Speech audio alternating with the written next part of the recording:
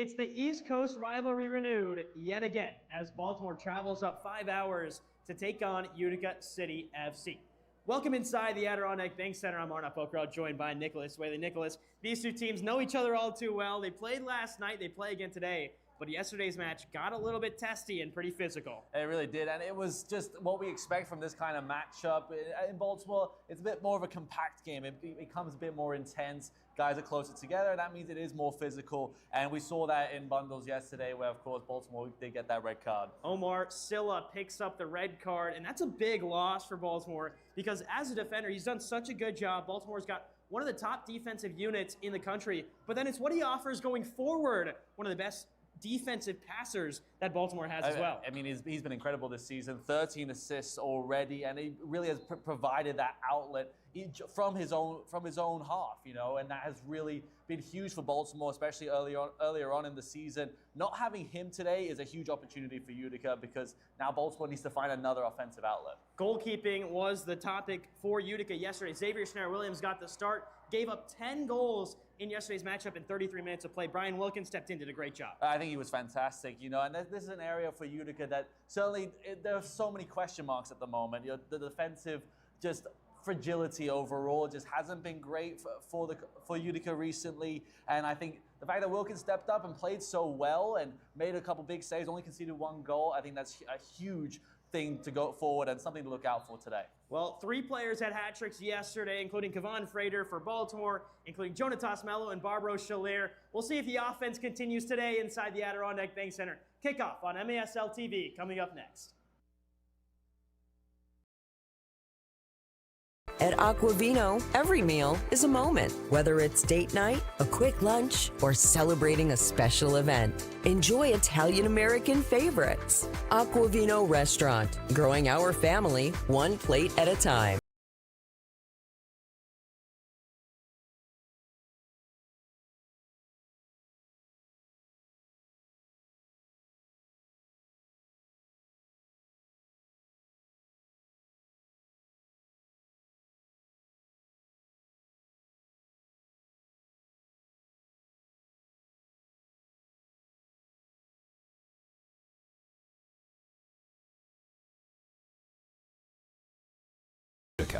At Rome Health, we bring the best orthopedic and sports medicine care right to your neighborhood. Our experienced team includes orthopedic surgeons, sports medicine specialists, and physical therapists working together to get you back to the things that you love to do. So whether you need an injection for arthritis pain, rotator cuff surgery, a joint replacement, or help recovering from a concussion, we're committed to delivering superior care to you. Rome Health, the best orthopedic care out there, here.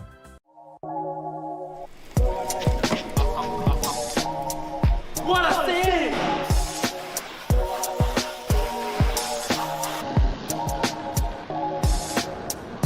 What a save! What a save! And now it's your turn to save here at Master Vito Hyundai on Commercial Drive in Yorkville or online anytime at mastervitohyundai.com. Make your move to Master Vito Hyundai. Babe's Restaurant and Bar believes great food brings people together. From comfort classics to crowd favorites, there's something for everyone. Open daily for lunch and dinner, plus brunch on the weekends. Come home to Babe's.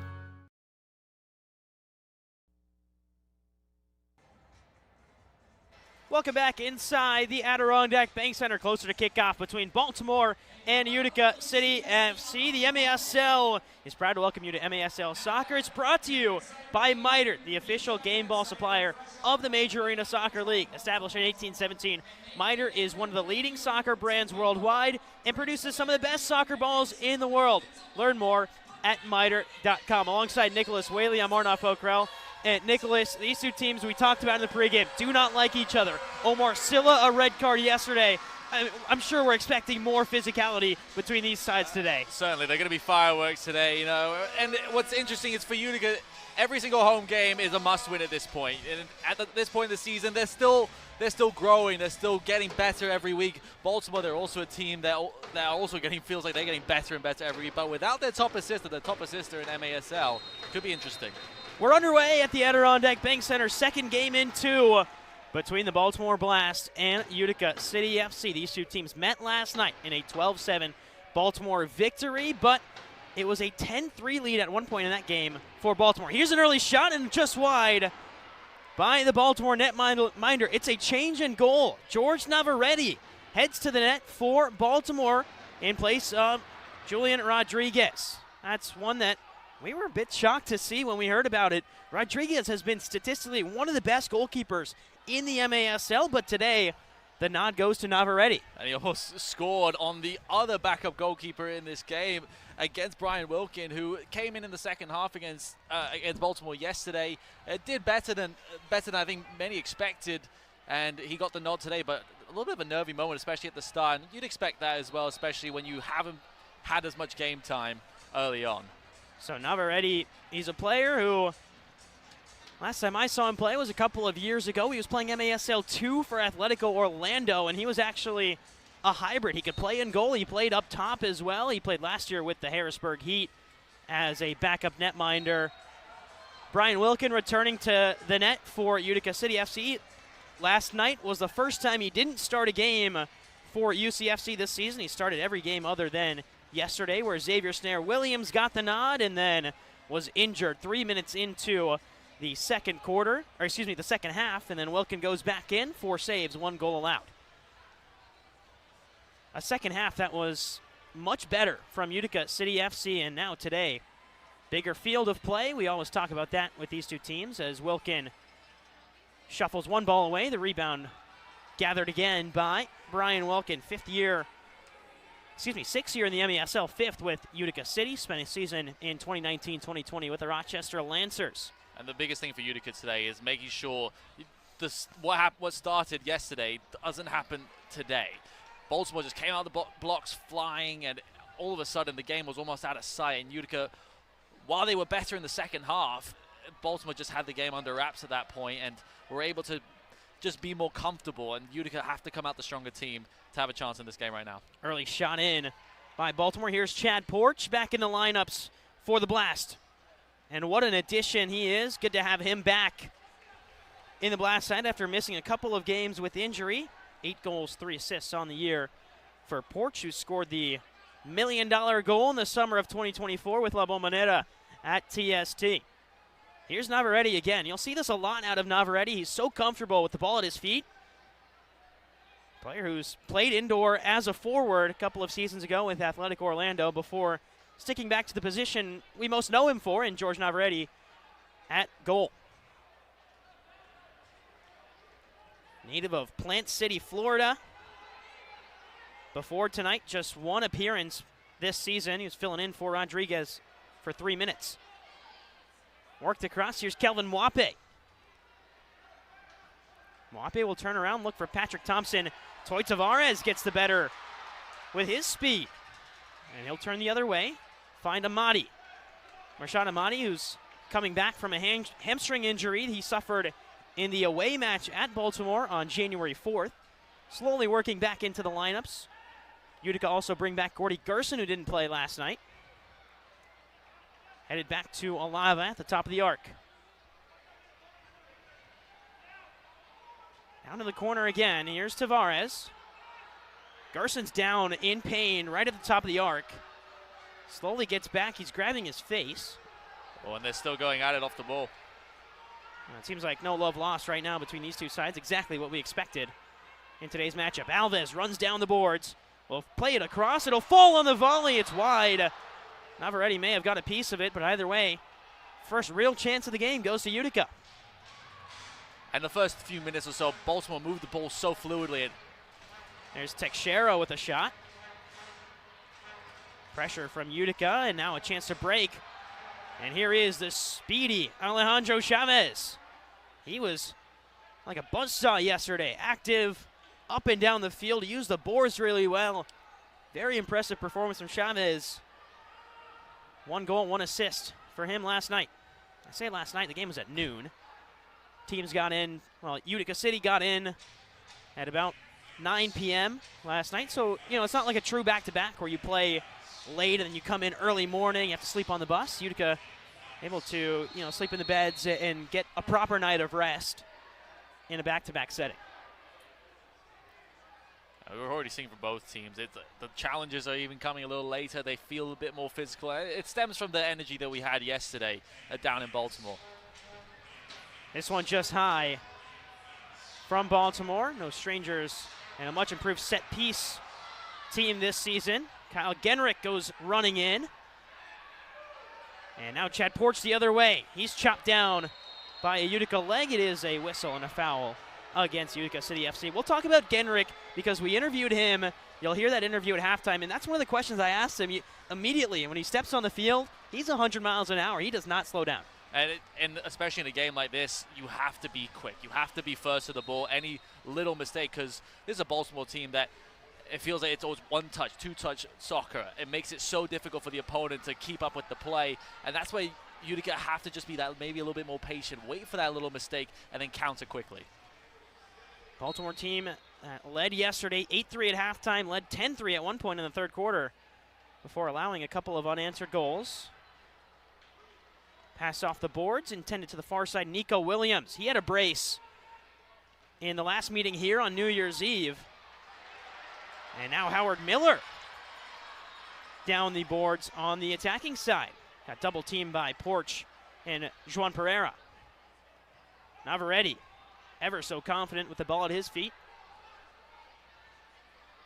Good dummy by Porch, but he can't run on to the end of it. Alava. Stevens will slow things down. All season long, when we speak to head coach Everton Marreri, he says that this is a Utica team that thrives in transition. The young team with a lot of speed. He wants the team to sit back and counter. But now, early on in this one, we've seen Utica City hold on to possession, try and work the play from the defensive half. And it's been difficult for them to even get out of their own half in this way. The only time we've really seen them look dangerous is on that counter-attack. Teixeira is pushed into the boards by Welly Bramus. And the native of Brazil will be called for a foul.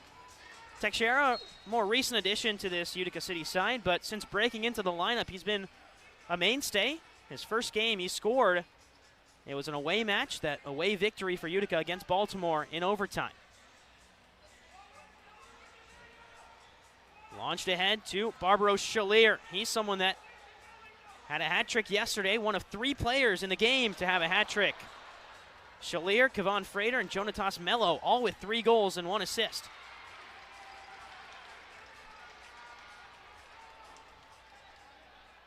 And again, a Utica City side still without captain Logan Roberts and last year's MVP in Nilton De Andrade, as well as Kelvin Oliveira. Conversations around him still pending after his Kings League World Cup of Nations victory. Here's Gerson, averaging a goal a game in his 3 appearances. Navarrete a step behind. Baltimore break out well. Some speed from Maldini Goncalves. Formerly signed by Utica. There's a shout for a 6-man violation. It is given. Right on the byline. Baltimore runs onto the field. And with an extra player in the run of play, it is the extra man violation.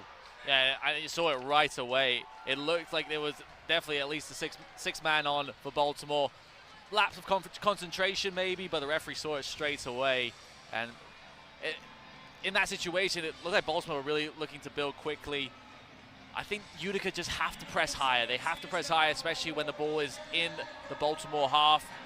That's where they can capitalize, force the mistake.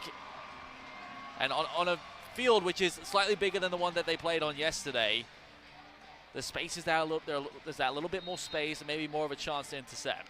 Too many men, the violation for Baltimore leads to a power play for Utica City on the season. 1 for 7 on power plays. Gio Alves, the lone power play goal, came in that last Sunday matchup against San Diego. He hit a ball off the boards to himself. It was a crazy goal, landed on MASL Plays of the Week. Here's Shalier with the left foot. It's driven down, and Navarrete makes the save. And it's a Utica City team that's statistically the worst power play team in the MASL at the moment. So it's a fantastic opportunity to really stamp their progress and stamp their their firepower because they have to start quickly today. Tied with Empire, 1 for 7 on the season. For bottom in the MASL in terms of the man advantage. Panol. Rolled across, there's a shot just wide. Tyson Santos getting involved. How good has he been in his first MASL season? Willie Spur. Santos again will drive it. Couple of moves on the far side. Shalier, what a save! Navarrete got across, and at point-blank range, he stops it. That's just incredible goalkeeping, but Utica keep the pressure. Panol!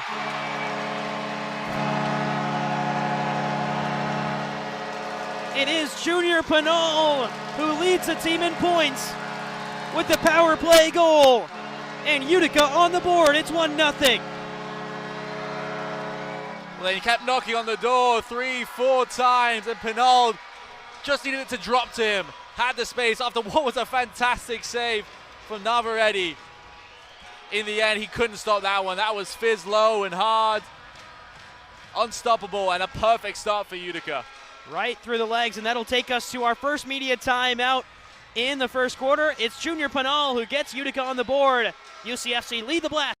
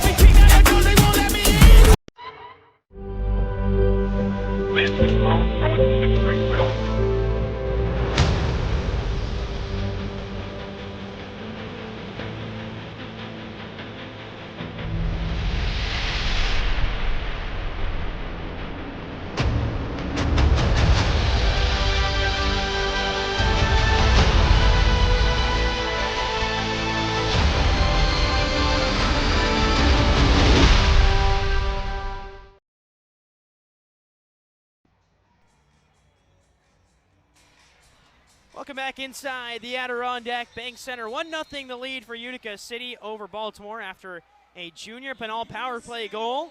We talked about it. Utica City came into the game tied for last in power play percentage. But on the first power play opportunity of the game, Junior Panol finds the back of the net. Utica possess in the attacking zone. Baltimore showing a bit more press and winning the ball back in transition. Wape can't turn around just yet as he shakes off Mershad Amadi and plays Navarrete. Turnover. Amadi battling. Kyle Genrick will win possession again. There's that hustle from Kyle Genrick. Yeah, no stranger to it. That's where Utica, though, has to be more positive, though. Cannot afford to give up the ball and then get back inside their own half. The opportunities will come by winning the ball higher up the pitch. For Baltimore, it's almost the opposite. They don't mind just sitting back and letting Utica pass it around a little bit more. They do press with 2, but it's not the same way at Utica. They press 3-4 guys at a time. Over to Wilkin. He's no stranger to step up and shoot. This time he'll roll it down low for Panol, who collects. Teixeira. Panol again. Here's Panol trying to gain some space, but good defense. There's a shot from distance. It's comfortable for Navarrete at the end. They'll throw it long. And out of play from Navarrete. That one just comes with the inexperience. Hasn't played much this season, and in the first start, you expect a little bit of those distribution errors. Yeah, he's just so much better with his feet as well. We've already seen a couple times in this game where he takes the ball from his own box and carries it at least to half field, and that's where when you getting that sixth player, that extra man gives you extra numbers, and especially the way Baltimore play, that's so valuable. So it's much better for him to have the ball at his feet. Teixeira with pressure from Maldini Goncalves. Maldini was signed with Utica City last season, played a lot of MASL 2 minutes, and then was loaned by the MASL 2 side to Harrisburg, where he played the back end of last year and then signed with Baltimore in the offseason.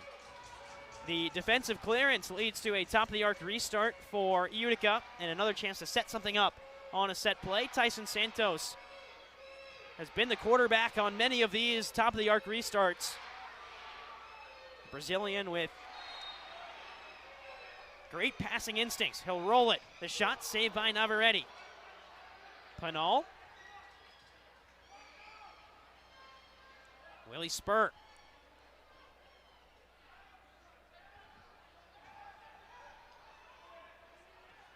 Gio Alves down low. Here's Shalier.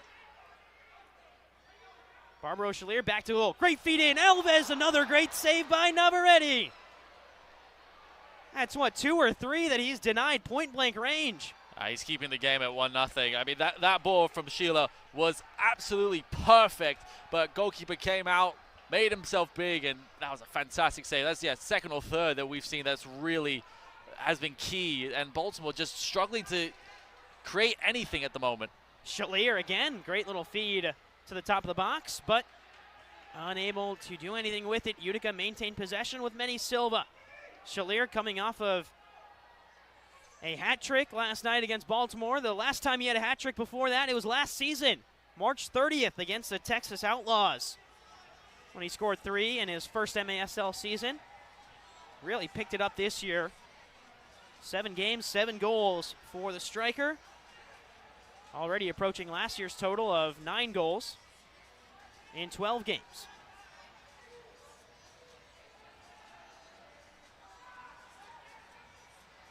Back down low. Utica keep it with Wanalava. And once again, Baltimore looking for that opportunity to press high and win it. There's contact on Kevon Frater. He's also someone who got a hat trick yesterday. Feels like you can say that about 3 players because that's exactly what happened. Jonatas Mello, Kevon Frater, Shalier, all of them. 3 goals, 1 assist last night. Today, much more defensive game with the differences in field structure playing a part as well onto how the team game plans for this matchup compared to the away matchup at the TU Arena. Wilkin goes long. He's looking for Toy Tavares, and this one rolls out of play and right into our camera down on the sideline. It's all about, from a goalkeeper distribution perspective, have to get it right, especially when the boards are so low right at the edge of the pitch. If you get it right, you're right back into the opponent's territory. And for both goalkeepers, yeah, a little bit more on the rustier side. Both haven't played as much MASL as they probably would have wanted so far, but both have shown their ability so far. 2 keepers who did not start last night. It was Xavier Snare Williams for Utica. Here's a turn and a shot and a goal. Baltimore equalize. It's the man who had 2 in this very building on New Year's Eve. Back on the score sheet again, Nico Williams fires home past Wilkin, and it's 1-1. That was just a little bit of individual brilliance from Williams. Just found that little bit of space and just pinpointed his spot right into the bottom corner. Great with the left foot. And that's the thing with this Baltimore team. It's the individuals that really can make a difference. It takes one touch of space, one lapse of concentration for Utica, and Baltimore will make them pay. And this is going to be a close one, I think, all night long. 3 goals for Williams on the season, all of them against Utica City FC. Here's a turn, more in space, and Wally Bramoose calling for a deflection. Baltimore almost with 2 quick-fire goals. Kyle Genrick, a last-ditch effort to get in and deflect that one high. He had to get back there to Genrick. I mean, he got back just in time to deflect it over the bar. I mean, it happens so quickly as well, the distribution that time from Navarrete was perfect, right on the plate. So Baltimore set up from the corner spot, off the boards. It hit Panol. Wilkin wants a quick throw to Amati. Navarrete equal to it. A great little distribution by Navarrete. Kyle Genrich hangs on to possession for Utica. Here goes Panol. Double teamed, and Utica reset to Alava. Under a minute to go in the first quarter. It's been quiet on the offensive front. Complete 180 from yesterday. Power play goal from Barbaro Chalier. An equalizer from Nico Williams. That's where we stand. 14 and a half minutes down. Kyle Genrich involved in a little trip right at midfield. Welly Bermoose and Genrich shake hands. Yesterday that might have been a little bit different, that interaction, but today seems like a little bit calmer between two players. And the conversation, I think, from both head coaches was like, guys, we cannot afford we can't give up easy power plays like that. We cannot give up red cards in the way that, especially for Baltimore, yesterday without Silla, it's a huge miss for them. Reset by Baltimore with 25 seconds to go. And this one lifted into the crowd. With 19 on the clock, maybe one run forward for Utica. They'll bring it with Brian Wilkin. 15 seconds and counting for Alava. Have to get the ball down low to get a chance on goal. 10 seconds to go. Amati, he can create an inch of space from anywhere. Far corner, here's Chalier. With 2 seconds rolled across, and that'll do it for the first quarter. A Chalier power play goal, a Nico Williams equalizer, and that's where we stand. 1 quarter down, it's tied 1-1. You're watching the MASL on MASL TV. At Aquavino, every meal is a moment. Whether it's date night, a quick lunch, or celebrating a special event. Enjoy Italian-American favorites. Aquavino Restaurant, growing our family one plate at a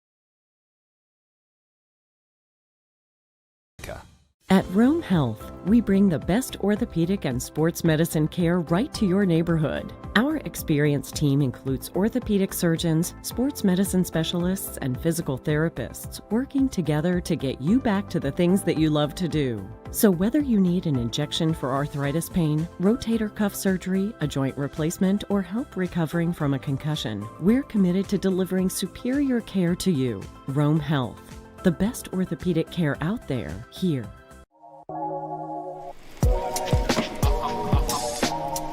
What a save!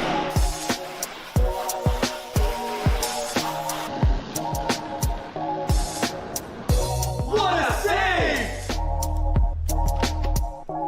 What a save! And now it's your turn to save here at Master Vito Hyundai on Commercial Drive in Yorkville or online anytime at mastervitohyundai.com. Make your move to Master Vito Hyundai. Babe's Restaurant and Bar believes great food brings people together.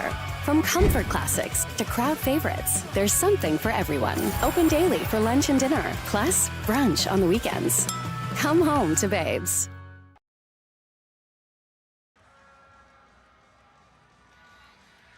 Welcome back to the Adirondack Bank Center as we get set for the second quarter of action between Baltimore and Utica. The MASL is brought to you by Capelli. Capelli Sport is the official and exclusive preferred uniform and apparel provider of the Major Arena Soccer League.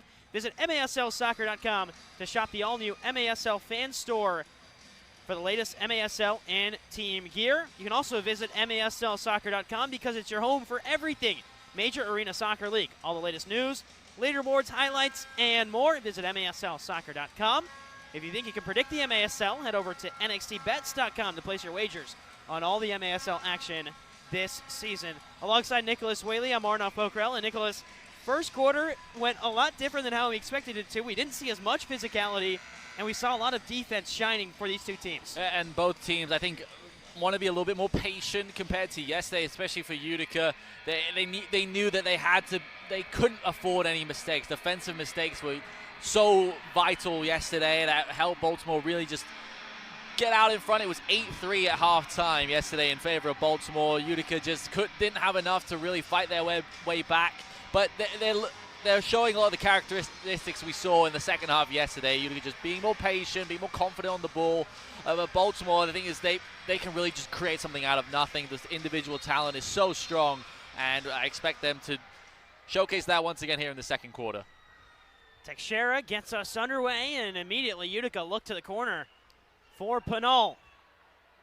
It is the main man, Junior Panol. It was his power play goal, that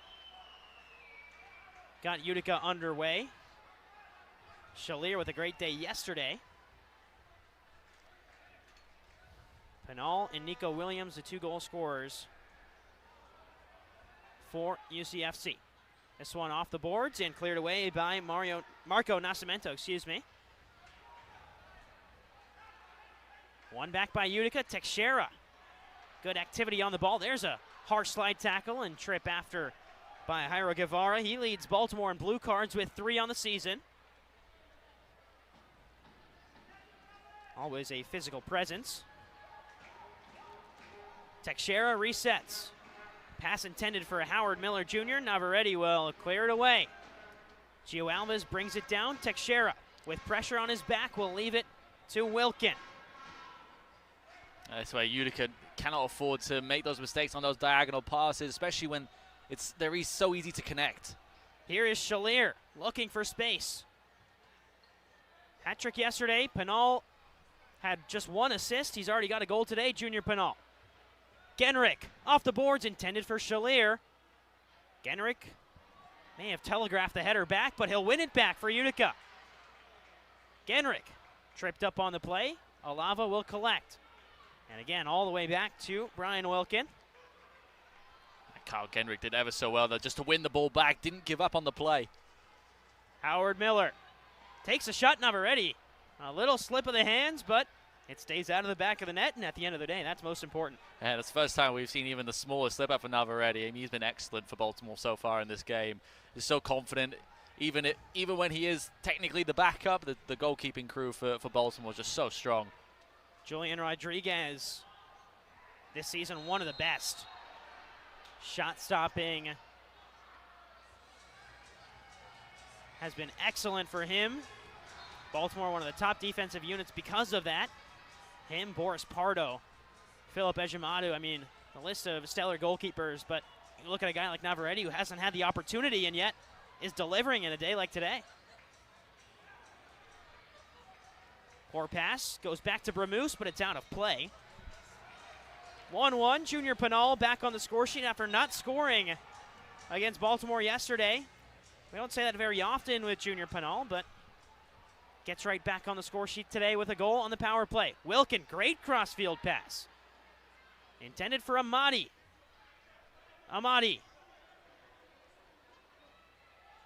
Stevens will take it himself, stumbling a little bit, and will play back to Manny Silva. Good defending there from Baltimore. Had to just stay compact, couldn't dive in too quickly. Stevens just took maybe just a little bit too long, couldn't get it out of his feet. Ball goes out of play. Murshad Amadi returns to the lineup for Utica after suffering a hamstring injury a couple of weeks ago. Back to Alava. Amadi's a player who, powerful right foot, powerful left foot. He really doesn't have a weak foot.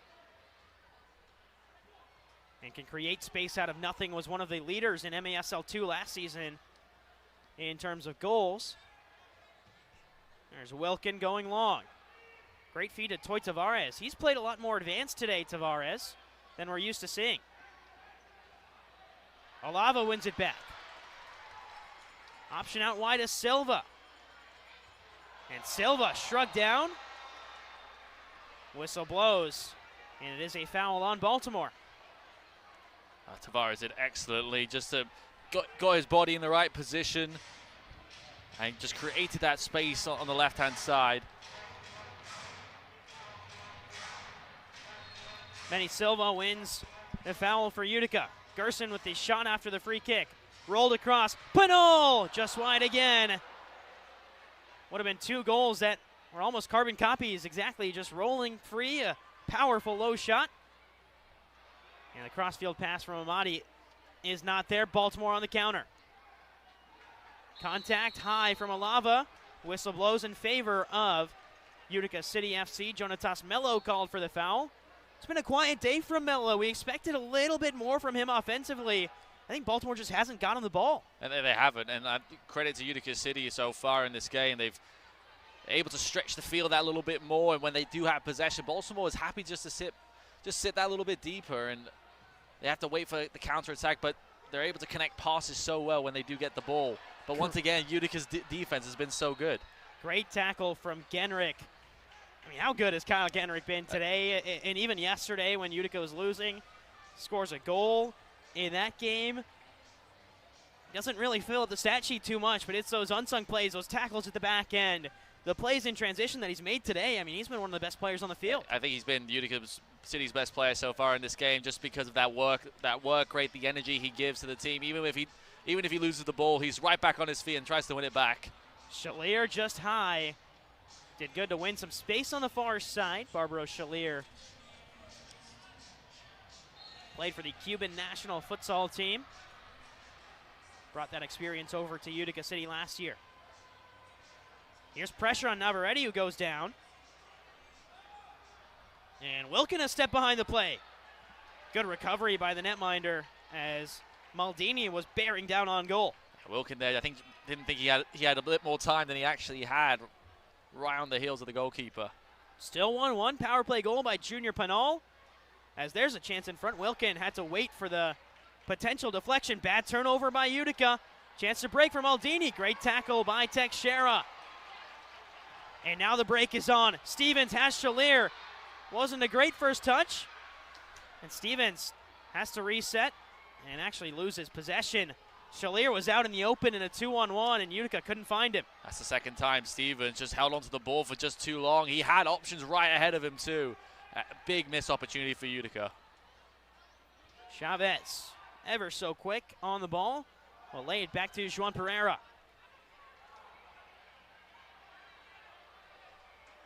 Again, no Julian Rodriguez in goal today. It is George Navarrete for Baltimore. On the other side, Brian Wilkin returns to net after the first game he didn't start this season. Last night against Baltimore, it was Xavier Snare Williams who played in that noon kickoff. But Xavier Snare Williams only ended up playing about 32 minutes. Went down with an injury, and Wilkin had to come in and play in his stead. Snare Williams remains out. The backup today for Utica City is Drew Taylor. Plays a lot for the MASL 2 side here in Utica. United Elite Kreisnik FC was the MASL 2 second team goalkeeper last season. Essentially the second best goalkeeper in the league. A big honor for him in his rookie season, and now he's a backup today. Genrick gets us underway again. 8.5 minutes to go. Here's Alava. Pressure coming. Alava's got a little gap on the boards. He'll play it up to Silva, but pass is too long. Does give a chance for some counterplay for Utica, and Tavares just overstepped. Genrick, contact through the back, and that one is a foul, no doubt, on Kyle Genrick. It's a little bit cagey, I think, at the moment. Both teams just don't want to bite too much because they know the gaps will open up. Chance for Baltimore the other way. And that one goes out of play. It is a defensive clearance, and it will be a top-of-the-arc restart. Calling all artists, head to MASLsoccer.com to take part in the first ever MASL coloring contest. 3 winners will receive a $100 gift certificate to Capelli Sport. Don't delay. Submissions are due February 1st, 2026. I think you should enter, Arnav. I know you're an artist at heart. You know, I drew a little bit. Art was the only elementary school class I ever got to be in, though, so I don't know if art's been my thing. Here's, with 8 minutes to go, a chance for Baltimore on the set play. Rebound right to Wilkin. Good little draw up. It's a Baltimore team that has been excellent on set pieces this year. as a defensive clearance by Tyson Santos. Contact with Tyson Santos, but no call on Juan Pereira. May have gone down a bit too easy for the referee's liking. I like that decision overall. I think it was both guys going for the ball. It was a 50-50 in the air. Overall, I think it's fair enough that it wasn't a foul. And now a yellow card shown to the Baltimore bench, led by head coach David Bascombe. 17-year veteran, 12 seasons as the assistant. And that will take us to the media timeout. David Bascombe, the yellow for dissent. It's still 1-1. Panol, power play goal. Baltimore rebounded with Williams at the end of the first. Midway through the second, still tied. You're watching MASL on MASL TV.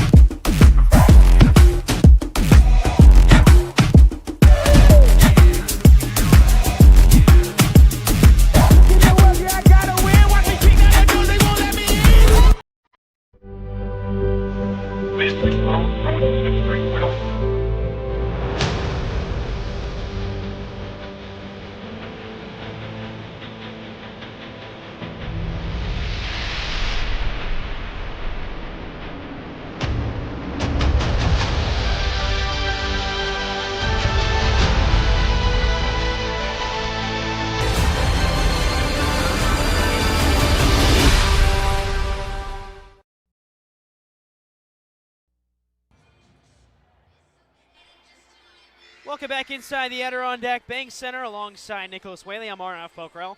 Catch MASL Monday every Monday night on MASL TV and CBS Sports Golazo Network. Alex Bastavansky, Phil Levanko joined each week by special guests from across the league to recap the weekend's games and discuss the league's hot topics. Also stream games live on MASLplus.tv and replay the game on demand. Clip it, share it, and live it again. Favorite your team to get instant updates on every single game. 1-1 midway through the second. And the defense still the story of this one. Nick, as we're back underway with Juan Alava. We're seeing Baltimore step up the pressure a little bit coming out of the media timeout. I think they need to a little bit. The standing back, sitting back a little bit more and not pressing until Utica gets to half field, that hasn't worked. And it working already, that higher press. Jonatas Mello won the ball back. Utica City gain it again. Here's Gio Alves with a second to assess the situation. We'll play back to Alava. Alves again. He'll go to the corner. Panol's there, battling for it on the boards. Took a swing and was defended well. And here come Baltimore on the break. Laid out wide. Thompson. Into space. Goes Kelvin Wape.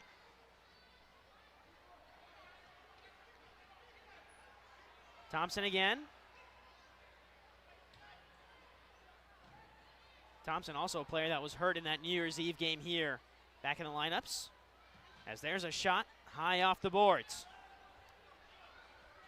It's been quiet in terms of chances for these two teams, especially in this second quarter. 6 minutes to go. There's a feed across and right on cue. Some offense for Baltimore. Mwape will line one up and miss it. Panol can break for Utica. And immediately someone there to guard Panol. You can't give him time or space. He's got two guys on him practically every time, and he has to because he's so good at turning with pressure. There's a chance for Teixeira on the volley. Would have been a great finish. Instead, just a second too wide. Battle right along the Utica bench. One back. Here's Teixeira again. Amati trying to use the boards to his advantage. Juan Pereira can't believe there wasn't a foul called. Alava intended for Shalier. Swing and a miss on the defensive end by Utica, and a break is on. Here's Mwape. Kelvin Mwape will turn around. And Baltimore, again, reset defensively. Final 5 minutes of the first half. It has been a cagey affair, to say the least, but we haven't seen as much physicality as we did yesterday at the TU Arena. Good clearance by Alava, and he'll go off for a change. That's one thing both teams haven't really done in this game, is use the boards to their advantage. We're seeing a little bit more from Baltimore towards the end of this quarter, especially on the near side. If you're using the boards to your advantage, you can create that little bit more space, get it played down the line, and that's where Baltimore's so threatening, is right towards the edge of the box on the right-hand side. They're so good at getting there and playing it across goal. Rolled back as Chavez will take it underway again. Good little back heel flick. Chavez on the turn, saved by Wilkin. I think he just got his left hand to it to make the stop. Still with Baltimore. Options both ways. Mello, the intended target. And again, defensive interference by Utica, crucial. Here's a chance to break for Amati. Amati on the volley, just missed it. Back up top, Teixeira leaves it to Spur. Willie Spur, averaging 1.1 points per game as Tyson Santos resets. Stevens gets the better of Bramoose for a moment, but turns it over. Help defensively, gives it back to Alava. That counter press from Utica really working well. Good quick changes as well to keep the energy high. You've got that advantage, especially if you're holding possession in the attacking zone. That bench is right there to make those changes, whereas Baltimore can't really change on defense. It's a long trek as Navarrete makes a save. Manny Silva, good shot. There's a shrug into the boards, and immediately blue card shown for Baltimore as Silva's on the ground. Get the latest news on the MASL and your favorite teams by following MASL Soccer on Facebook and Instagram, and MASL Arena on Twitter. You can also subscribe to MASL TV on YouTube for game rebroadcasts, MASL shows, highlights, and more. MASL TV on YouTube. There's the blue card shown to Welly Bramoose, and that's a quick fire, another power play opportunity, and Nick, no doubt about that one. Yeah, no doubt. Right into the board. Silva just took a real big hit there. Back on his feet, so he should be fine, but worst possible timing for Baltimore. 3:25 left in the half. Two-minute power play. What an opportunity for Utica. Already scored one goal on the power play already in this game. And when they were on the power play, they were peppering shots at the Baltimore net. Junior Panol with the power play goal. His first power play goal of the season, just Utica's second. But it's the second in as many home games. Scored a power play goal against San Diego last Sunday. Here is Panol on the boards. Minute 45 on the power play. Spur, double team, spins out of it. Spur takes it right back in, off the boards in the corner.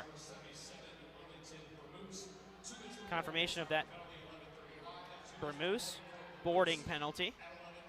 Rolled back up top, here's Shalier. Panol out in the far corner. If Utica want to use him instead, Spur will play it to Tyson Santos on the volley, just wide. Here goes Spur, rolled it, looking to the back post. That's intelligent. Good look there from Spur. He had Alves at the back post, just couldn't find it. There's not enough movement for Utica at the moment. It's very static in offense at the moment. They're just waiting. Shalier, Spur, has Tyson Santos, will play it to him. Santos, Alves. Alves spinning around. Good defensive pressure from Baltimore, but now here's a gap for Spur. Across the other way, saved by Navarrete. Right off the boards by Panol. 38 seconds on the power play for the Welly Bramoose boarding call. half a minute on the man advantage for Utica. Definitely not as positive as the first power play opportunity. Pressure coming. Here's a breakaway now. Baltimore the other way. And Tyson Santos, good hustle back with 18 seconds on the power play. Got to move quickly if you want to utilize this extra attacker opportunity. Can we see a bit more movement from the wide players for Utica? There's waiting in the corners, and it's just not providing those same opportunities we saw on the first power play. 4 seconds left. Alves just high, and that will do it for the power play. So a penalty kill for the Baltimore penalty kill unit that came into today at an 80% clip. They're one for 2 now after giving up the power play goal earlier to Panol. Here's a chance off the boards. Out wide again. Welly Bramus will take it after just coming back in the game. Bit of a shove down on Bramus, and this time he wins the foul. And a little bit of contact after the whistle between Chavez and Teixeira. We're maybe seeing the levels rise a little bit here, Nicholas. Just slightly. Just 60 seconds left in the half. This is where now Baltimore at full strength. This is where Utica City could be really vulnerable. A goal right before the break. How it'd be so important just for the momentum of the game, where there's really nothing between these two teams at the moment. Baltimore did score right before the break, and the last time these two teams met here at the Adirondack Bank Center on New Year's Eve, it was a bit of a controversial thing because the clock didn't run, for about 10 to 20 seconds during the run of play, and that Baltimore goal was scored in the final 15 seconds. So there was some uproar about that here at the Adirondack Bank Center. Like you mentioned, Nick, a goal here for either team would be a big blow for momentum.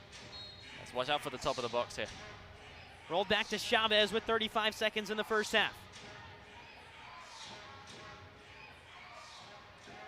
In a tense defensive affair between Utica City FC and the Baltimore Blast. Both teams much more organized today than in yesterday's game. 15 seconds to go. Here's Toy Tavares. What can he produce offensively? Looking wide to Gerson, but pass just wasn't there. Big slide challenge by Alava. Bodies flying everywhere in the final 3 seconds. Can there be one final shot? There is not. It's held up along the far side boards, and for the first half, we end scoreless at just 1 goal apiece. Panol on the power play, one way. Nico Williams the other way, his 3rd goal of the season, all of them against Utica. And Nicholas, definitely a different vibe of the game than what we were expecting for sure. Well, yesterday it was 8-3 at halftime in favor of Baltimore. Just the 2 goals in this game. It's a fascinating contest. Both teams, it's a bit cagey. Both teams don't want to dive too much. They don't want to make that mistake because they know each team will capitalize on them. But it'll be a fascinating second half. And you've got Michael Lear down low with Junior Panol. Michael's going to take it away. Junior, you guys come off the game yesterday, battled to a tie through the first half here. What was the last 24 hours like of traveling and getting this first half out of the way? Well, we just wanted to come back and play already. We lost yesterday, and we just want to get our revenge back and win at home. You grabbed the power play goal that makes this a 1-1 game. What happened on that, and how do you feel about the power play right now? Our power play looks okay. We scored. We were moving the ball fast. Getting shots, we got a lot of shots off. That's a good thing. We've been working on that, and we were efficient, and we got a goal. Nice. And what do you think for the second half? What's the message going to be in the locker room? We can't start off bad. We're gonna keep the intensity up, keep getting shots off. The goals are gonna come, and hopefully we walk off with a win. Thanks, Junior. Good luck. Thank you. That's Junior Panol, everybody. That's Michael Lear down low with Junior Panol. We're tied at 1 as we head to halftime. We'll step aside from the Adirondack Bank Center. Baltimore 1, Utica 1. You're watching MASL Soccer on MASL. At Aquavino, every meal is a moment. Whether it's date night, a quick lunch, or celebrating a special event. Enjoy Italian-American favorites. Aquavino Restaurant, growing our family one plate at a time.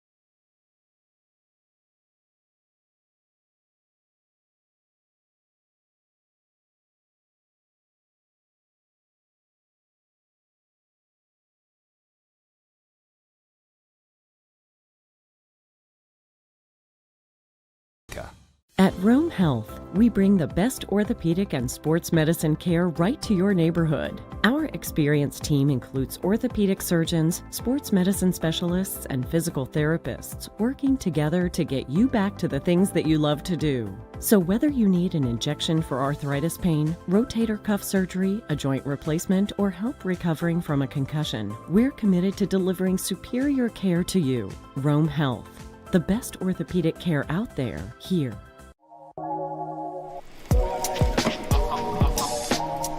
What a save!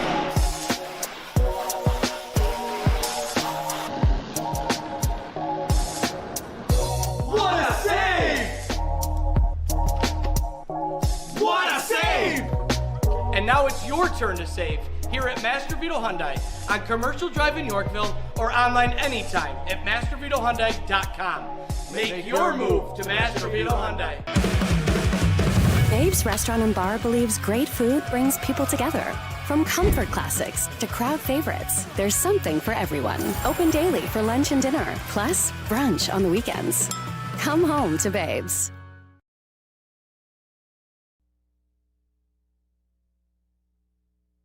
Welcome back on MASL TV. It's halftime between Baltimore and Utica City FC. I'm joined by Kyle Genrick. Kyle, out of Comac, New York, the Long Island area. Now you're up here in upstate New York. Now, what are some of the differences you've noticed in your past couple of years here in upstate? Yes, I mean, the weather, it's kind of the same. It's not too different, but a lot more snow, a lot bigger piles of snow everywhere. So that's the biggest difference, but I like it. I've been here for a while. I went to college upstate too, so I'm used to it.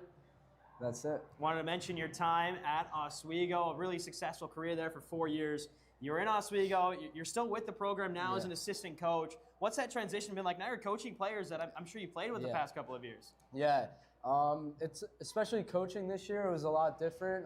I played with about like 10 of them, so I had a lot of personal things with them, and they're great people.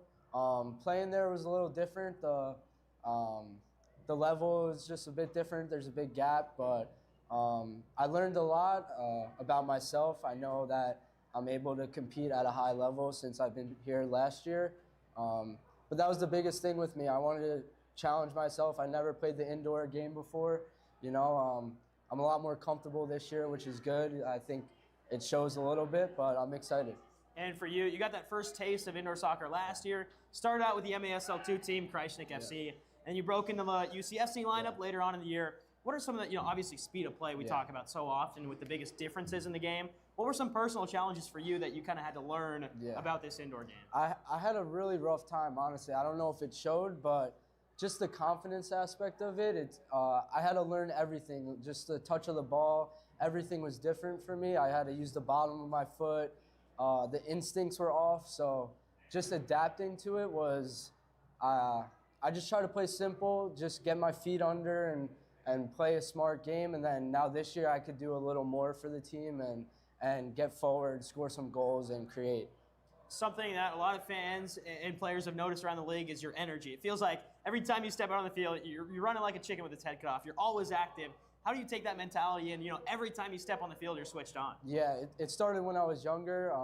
Just my coaches, I was always a smaller guy, so that's what I had to do. It's a part of the game, and it's easy, like if I'm fit, I could run, I have legs, I mean, I could do it, and everyone could do it. It's just about that effort. It could change the game, like in the Milwaukee game, just a little spark for the team, but that's the easiest job in my part, is just to run if I'm able to. And really quickly, one final thing. Is this past 2 years playing indoor soccer, is there one memory that sticks out that you think you'll remember for a long time? Just my first goal last year, for sure, against Harrisburg. I had a few of my friends here. It will just stick with me for the rest of my life, for sure. Perfect. Thank you very much, Thank Kyle. you. We'll be back after this break. It's halftime on MASL TV. At Aquavino, every meal is a moment. Whether it's date night, a quick lunch, or celebrating a special event, enjoy Italian-American favorites. Aquavino Restaurant, growing our family one plate at a time.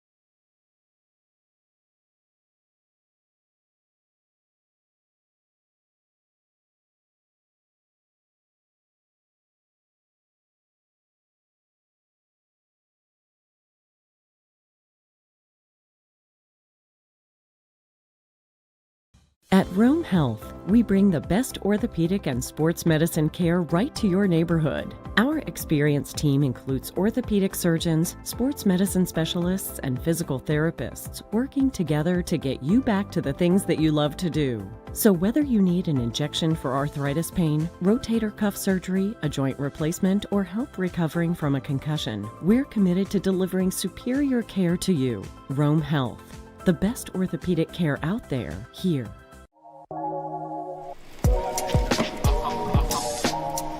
What a save!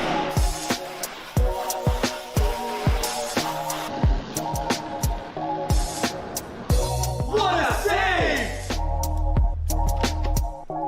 What a save! And now it's your turn to save here at Master Vito Hyundai on Commercial Drive in Yorkville or online anytime at mastervitohyundai.com. Make your move to Master Vito Hyundai. Babe's Restaurant and Bar believes great food brings people together. From comfort classics to crowd favorites, there's something for everyone. Open daily for lunch and dinner, plus brunch on the weekends. Come home to Babe's. Shoot! He scores!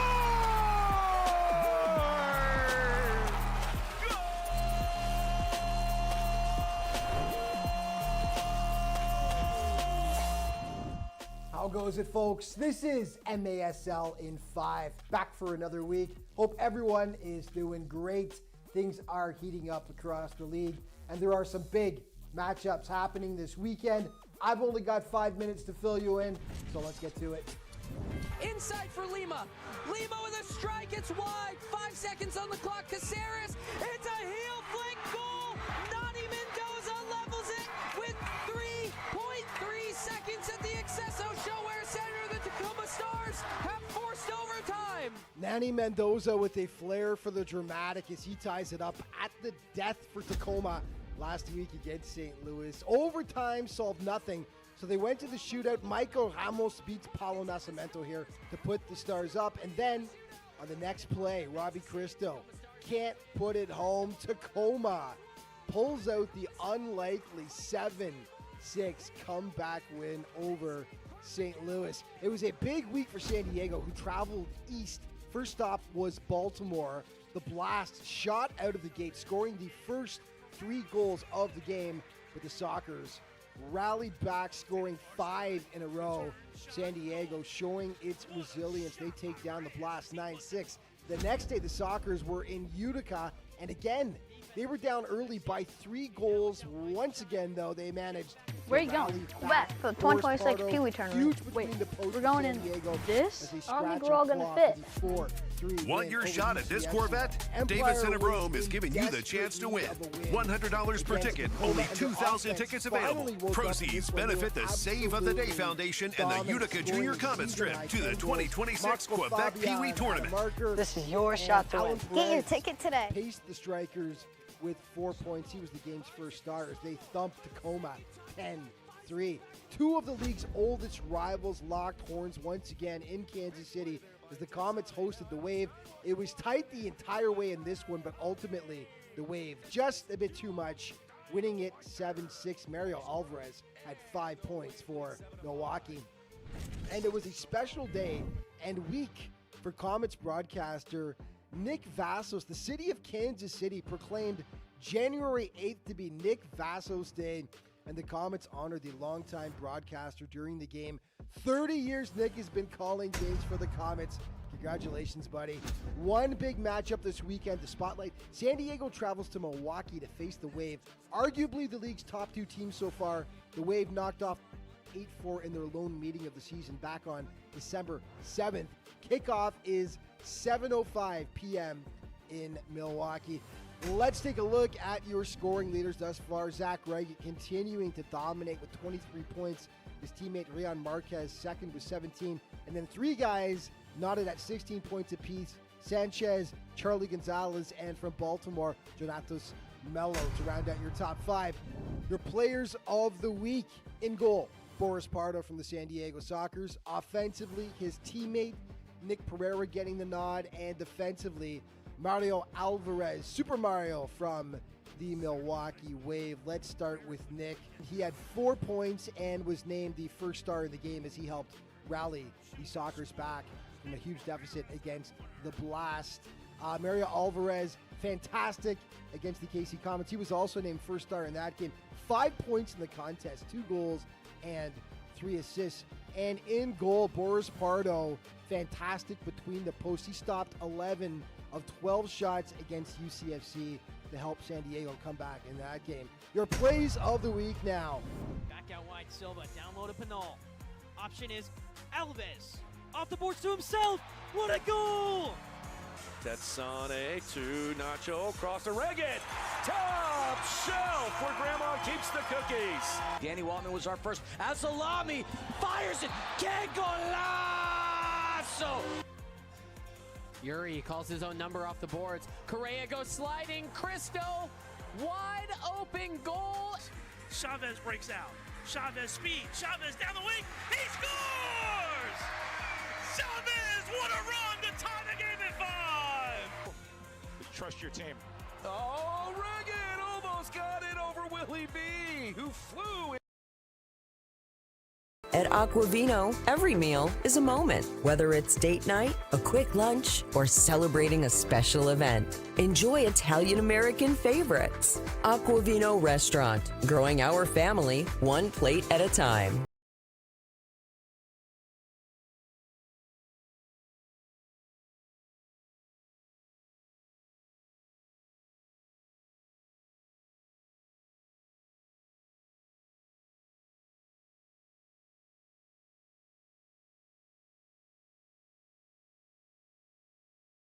Work together to open doors to education, the arts, and meaningful career paths.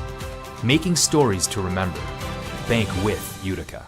At Rome Health, we bring the best orthopedic and sports medicine care right to your neighborhood. Our experienced team includes orthopedic surgeons, sports medicine specialists, and physical therapists working together to get you back to the things that you love to do. So whether you need an injection for arthritis pain, rotator cuff surgery, a joint replacement, or help recovering from a concussion, we're committed to delivering superior care to you. Rome Health, the best orthopedic care out there, here.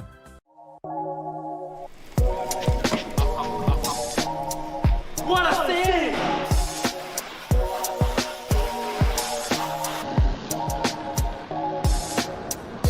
What a save! What a save!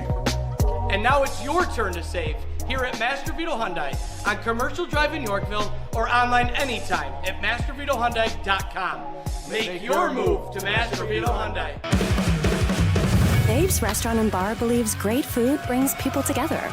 From comfort classics to crowd favorites, there's something for everyone. Open daily for lunch and dinner, plus brunch on the weekends. Come home to Babe's.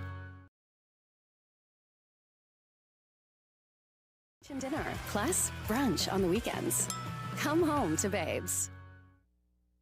Creative, fast, strong, agile, dependable. Just has that special something. What makes a great player? The same thing that makes a great vehicle. Let's go, Utica! Davidson of Rome. Nice. Proud sponsor of the Utica City Football Club.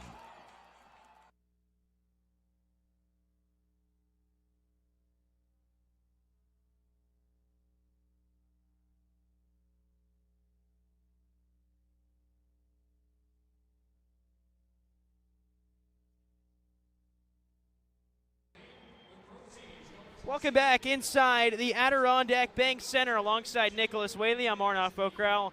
And what a cagey defensive match we have on our hands between Baltimore and Utica. At this point yesterday, halftime between Baltimore and Utica in the TU Arena, the score was 8-3 in favor of the Baltimore Blast. Today, it's tied 1-1 as Junior Panol has the power play goal for Utica.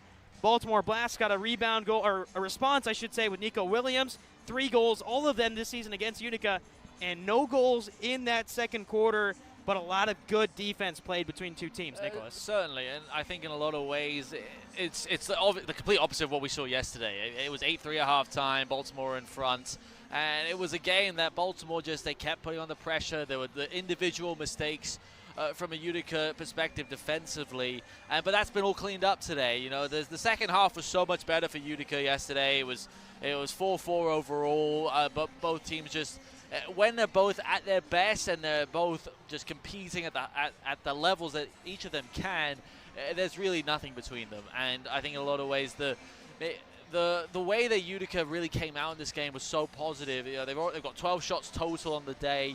Already 8 of them came in that first half.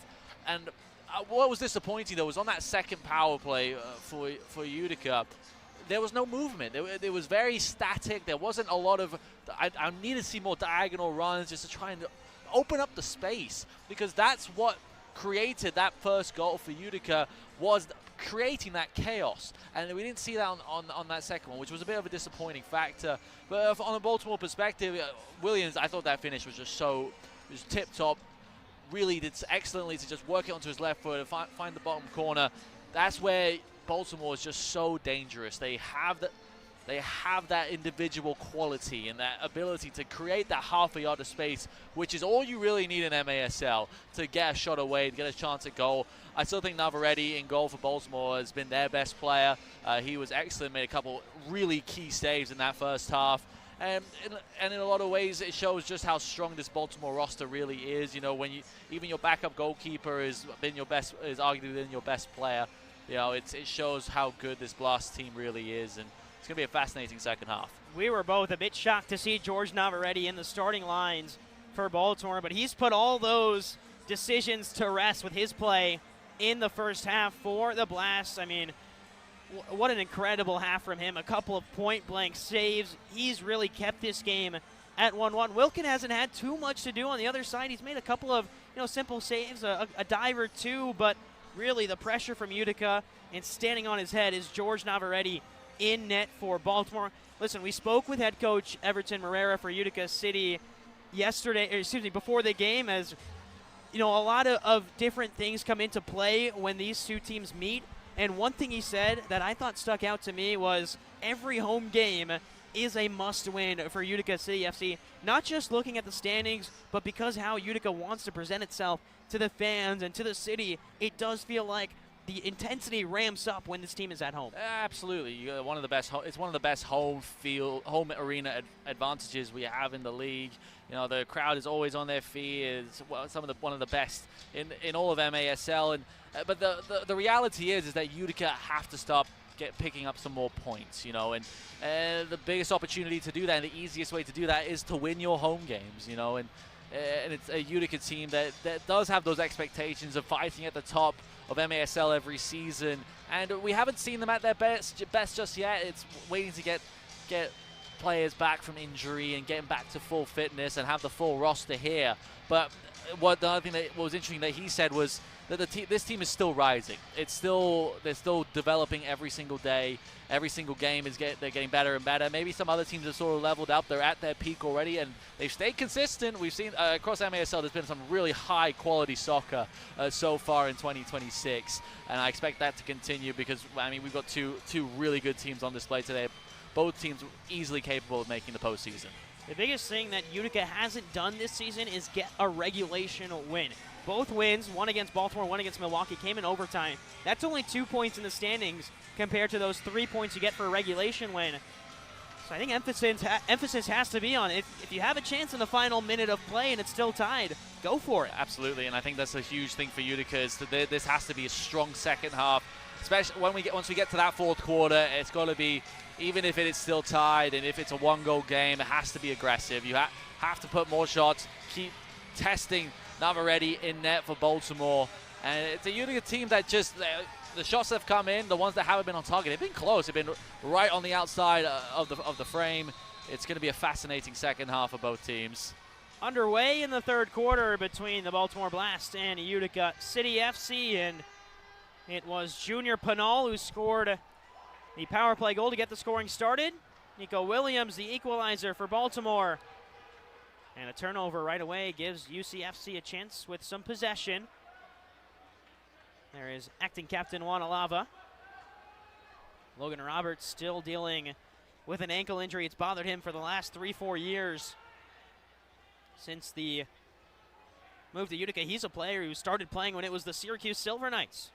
All the way back in 2016, Roberts is a veteran and a presence that Utica can't wait to have back when he's fully fit. Panol. Rolled in, Alava will drop it back. Something interesting we've seen today is the defenders for Utica, whether it's positionally or just within the game, Alava stepped into the midfield. Toy Tavares is playing almost like a second forward for Utica today, and goes to show the versatility that Utica has at their disposal with those types of players that you can play anywhere on the field. The goal for Tavares, I think, is to get the ball up to him and have him give him that little bit more of hold-up play and get the numbers in wide spaces. Here's a chance on the break. Maldini rolls it across. Frater, and it just overran it, as there's a shot with the outside of the foot. Maldini tracks it down, but Junior Panol is there first for Utica. Baltimore could do better there, I think, in a lot of ways. Had the numbers, had the space, and you got Maldini in there. He had time, had a little bit, maybe just rushed the passing attempt there as well. That's where Baltimore really in this game haven't been proficient offensively like we saw them yesterday. Great breakout play by Utica. 3-on-2 from Manny Silva. Silva goes all the way and scores!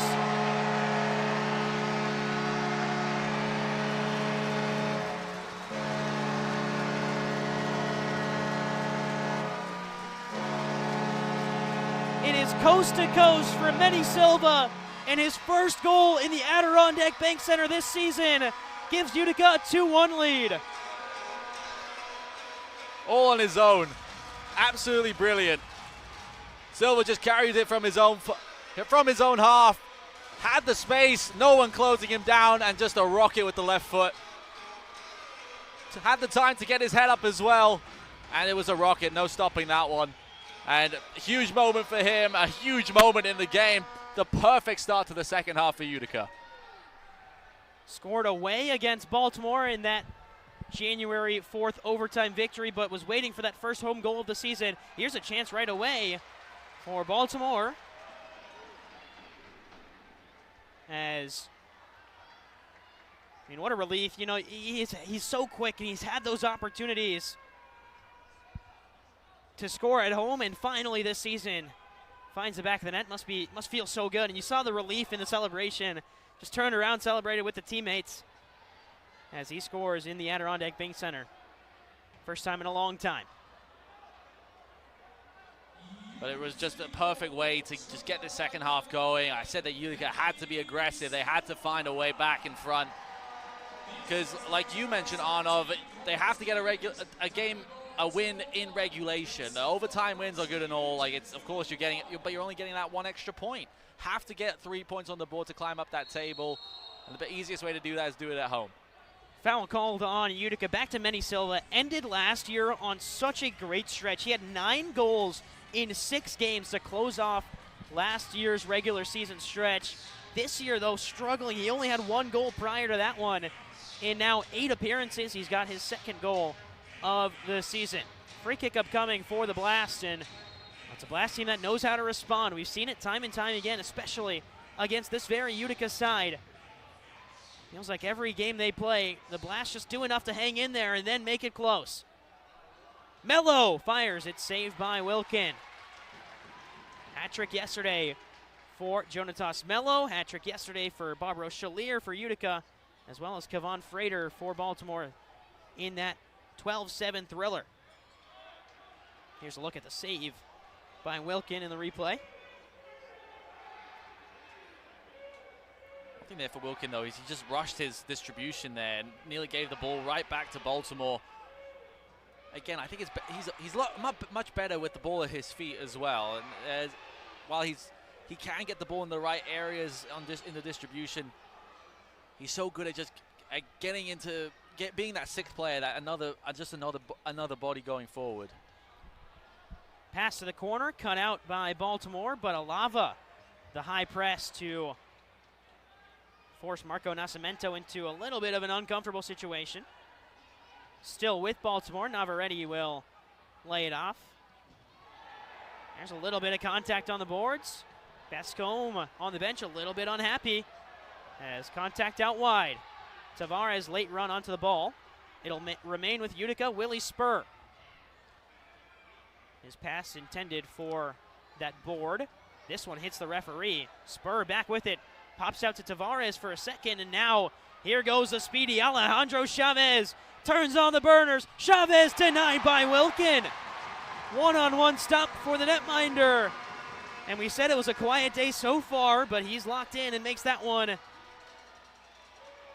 a great stop, and now the chance to break away. Panol looking for Gerson.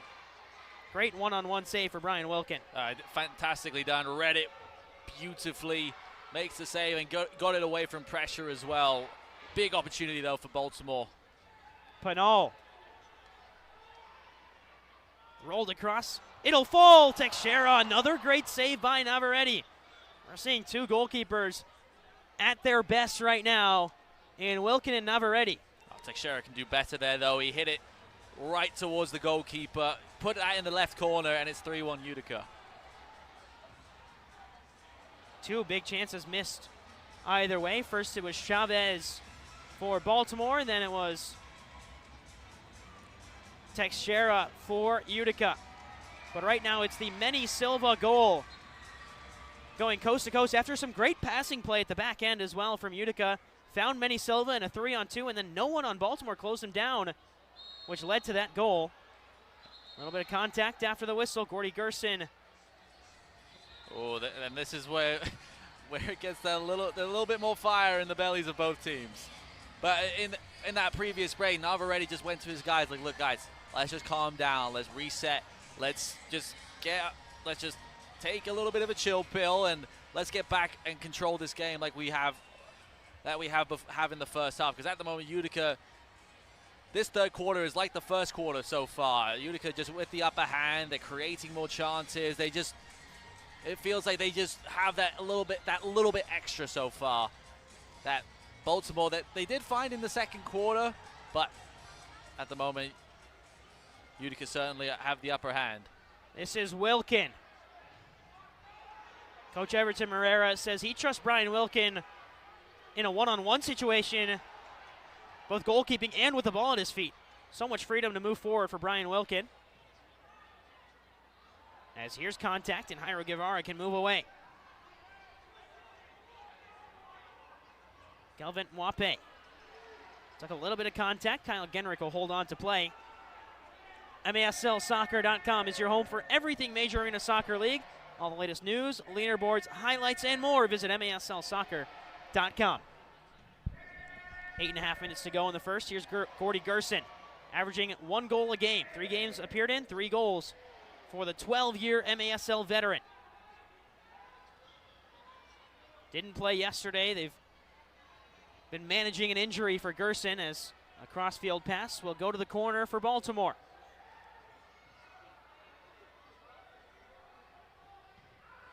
Gordy Gerson again with contact.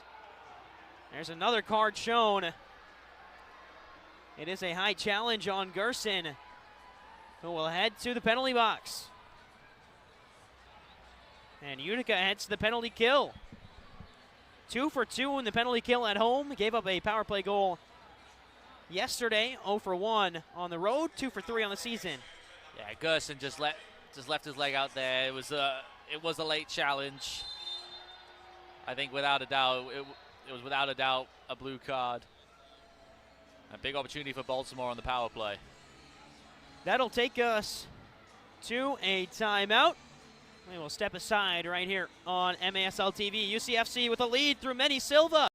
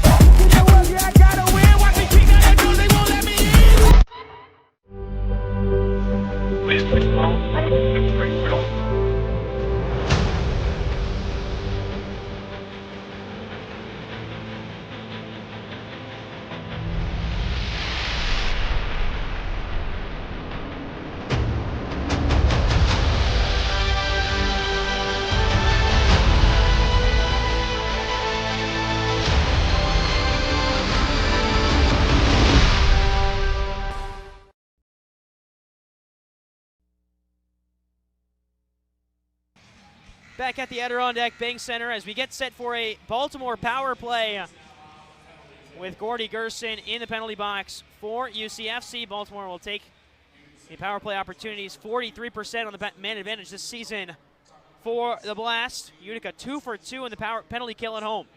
Here's Mello. Circling back around. Already we're seeing good movement from Baltimore off the ball.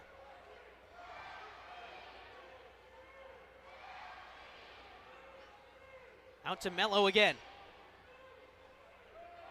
There's a shot from Guevara. Sliding challenge in from Genrick.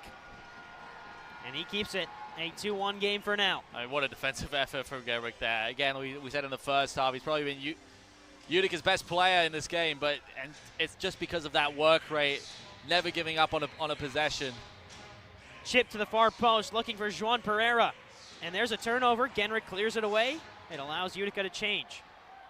Bit of hand fighting after the play as Genrick went to the bench and then he runs right back out. And here's a little bit of a miscue defensively for Utica, but Tavares clears it off the boards. And he will send it the length of the field. 1 minute gone on the power play for Baltimore. Mello.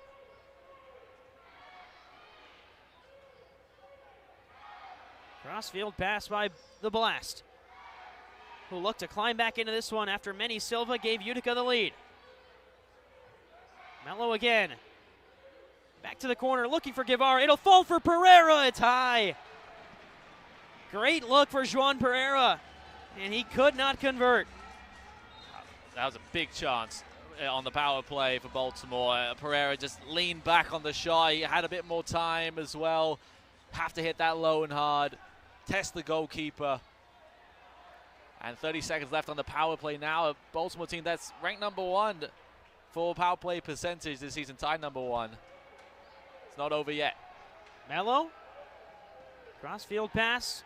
Navarrete is inching forward. It looks like he wants to join, but hasn't been given the all clear from head coach Bascombe just yet. It is Mello again. It is Juan Pereira again.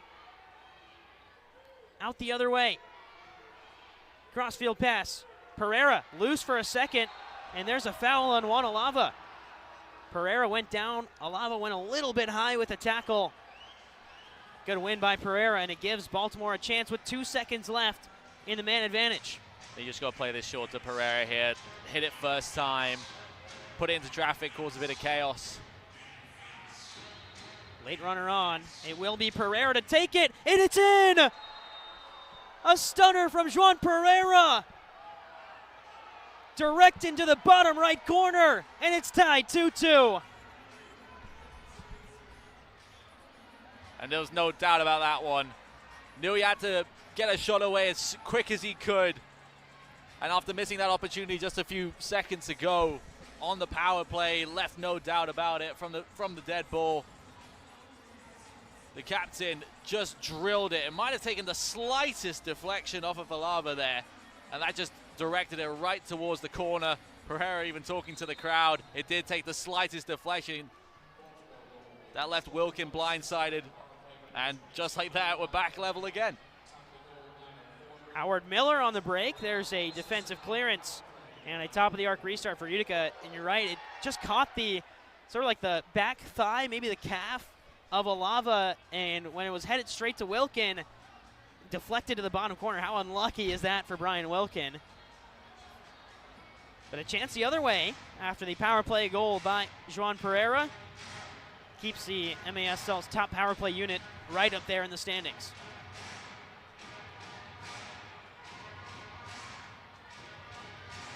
Five minutes and 45 seconds to go. Here's Alves on the top of the arc restart. We'll leave it to Amadi.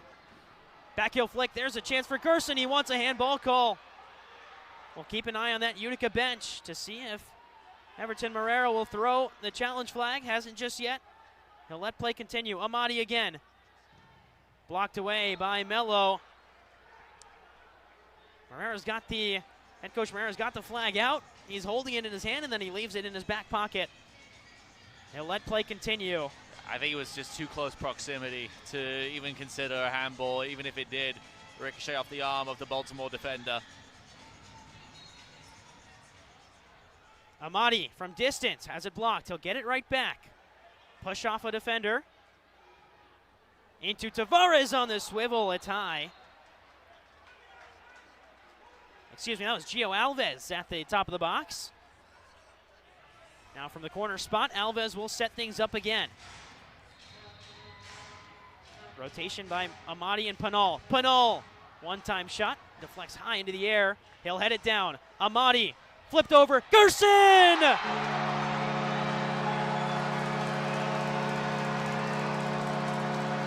It is class, it is veteran leadership, and it is Gordy Gerson in his 12th year of MASL soccer, still delivering for Utica. I mean, that was beautiful. Absolutely wonderful soccer from Utica City.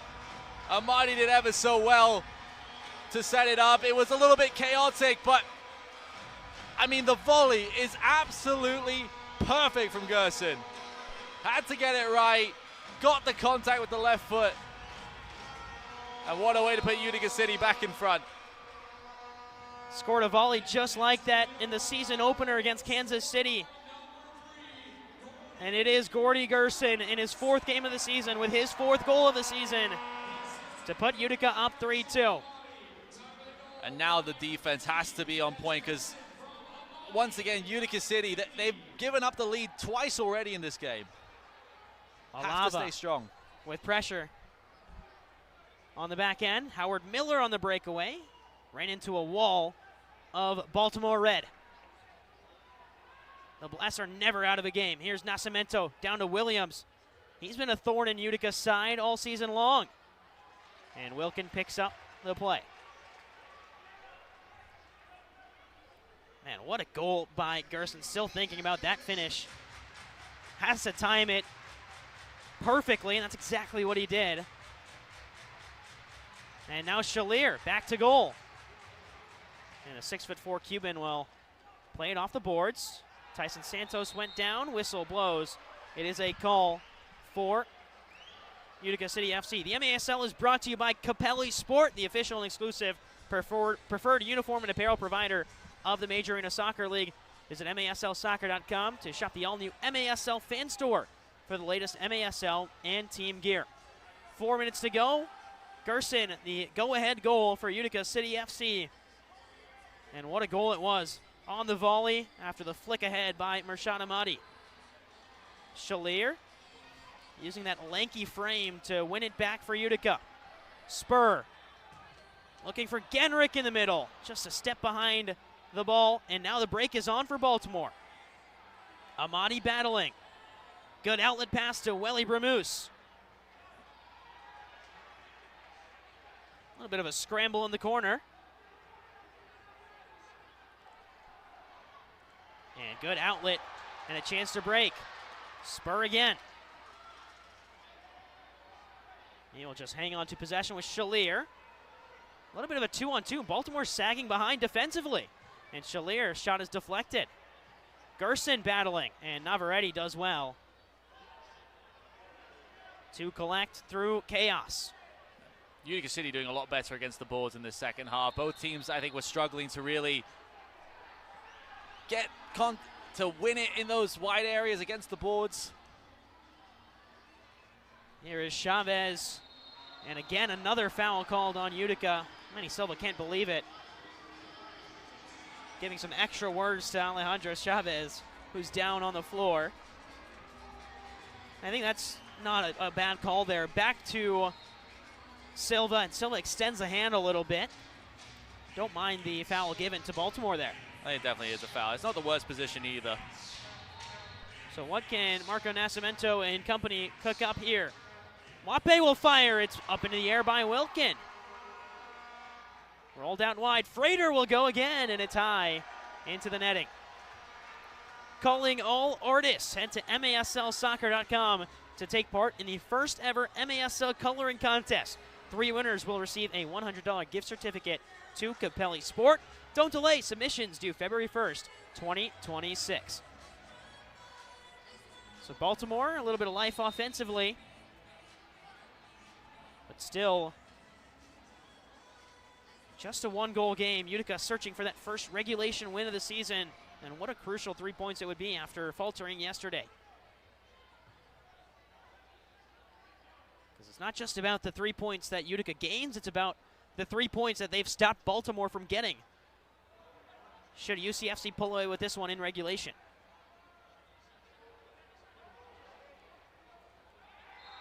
There's a foul called on Utica City FC. New for 2026, staff writer Joseph Reyna and veteran coach Mark Litton explain the game with perspectives from both sides in MASL's newest show, Soccer Signal. In-depth data analysis, breakdowns, and exclusive interviews from coaches and around the league. Don't miss Soccer Signal every other Thursday on MASL TV. Action right away as Brian Wilkin makes a save. Chavez. Good step away from pressure, and his shot just high. I mean, Chavez has done so excellent today in getting space and moving away from defense. He just doesn't have that finish that he had yesterday. Yeah, so it's a couple times now that Baltimore, the shot, they get the space and they have I think enough time to really pick their spot, and it's gone over. It's just gone right over the goal. Chavez though is one of those players that the ball's it's just stuck to his feet. He keeps it so close, has brilliant dribbling ability, and he's found the space as well. Utica haven't closed him down very well in this game, and you know he's someone to look out for at the end of this quarter, and especially as we go into the fourth. Chavez, who's been in the MASL since 2021 with Harrisburg, but he didn't play in 23-24 or last season. Before that, played MASL 2, so been around the league for a while. This one laid to Amadi, and it's just wide. That's his favorite spot, and you could see it on his reaction immediately, the head and the hands. Because if there's one spot that Mershad Amadi wants to shoot from, it is right outside the arc with his left foot. Yeah, what a chance on his left side. It just needs to pick that into the corner, wrap his foot around it a little bit, and just open his body up a little bit too much. What a chance. Chalier stumbling around a little bit. Tyson Santos will play back up to Chalier, back to goal for the Cuban. And now he has some space out wide. Maybe a pass, maybe a shot. Alava was there at the back post, but didn't react in time. High press from Utica, and it's won back by the home team. Ball sort of ping-ponging around. And Utica will hold. Kyle Genrick takes a shove in the back from Kevon Frater and wins a free kick for UCFC. And you can see just how important that counter press is for Utica, even when they lose it. After the buzzer sounded to signal the end of the third quarter, he's headed to the penalty box. And a big momentum swing here at the end of the third quarter. Jonatas Mello will speak with the referees, but that'll do it for the third period of action. 15 minutes to go from the Adirondack Bank Center on Martin Luther King Jr. Day. You're watching MASL Soccer on MASL TV. At Aquavino, every meal is a moment. Whether it's date night, a quick lunch, or celebrating a special event, enjoy Italian-American favorites. Aquavino Restaurant, growing our family one plate at a time.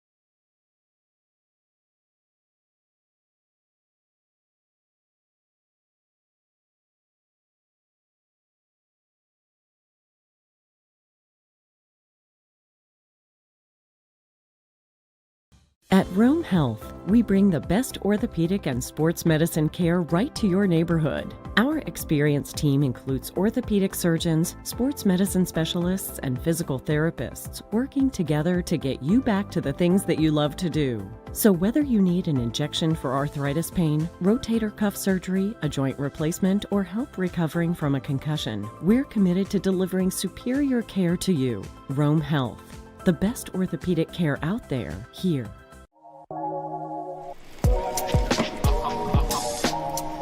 What a save!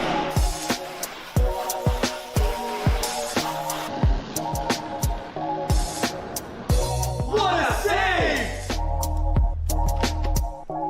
What a save!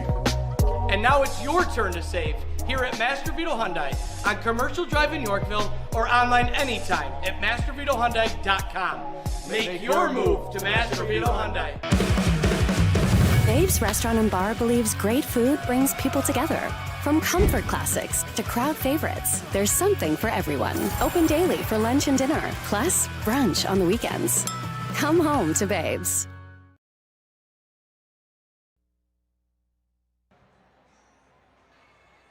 Welcome back inside the Adirondack Bank Center as we get set for fourth quarter action between Utica City FC and the Baltimore Blast. We ended the third quarter with a little incident that happened between Kevon Frater and Kyle Genrick. There was a blue card assessed to Frater at the end of it. I mean, you know, we expect physicality. We expect these teams to really not like each other, but something that head coach Everton Moreira said, he doesn't mind the intensity. He doesn't mind the physicality. He doesn't like it when his team plays dirty. Here's the incident right there. I mean, Frater just swings the elbow around and catches Genrick in the face, and immediately the Utica bench comes out to defend one of their young stars. Yeah, Gerson was out right away and got really hyped up. Mello was in there talking to the referee to understand the situation, but it makes things really interesting now. There is a flag thrown by head coach David Bascom, and this is something interesting, I think, from this play, because the MASL rules state that when there is an altercation on the field of play, the players from the bench cannot come out and get involved. And I think that might be what head coach Bascom is looking at in terms of, I think it's pretty obviously a blue card on Frater, but is there, you know, something that came from the Utica City players leaving the bench and getting involved? I think that's exactly what they're looking at. I agree. I think in a lot of ways as well, it'd be really interesting to see what we're going to look at here, because from the replay, I think the blue card is obvious. It's a little, the arm out from Frater was just a little bit reckless, and yeah, it'll be interesting. Here's what the head refereeing crew will say.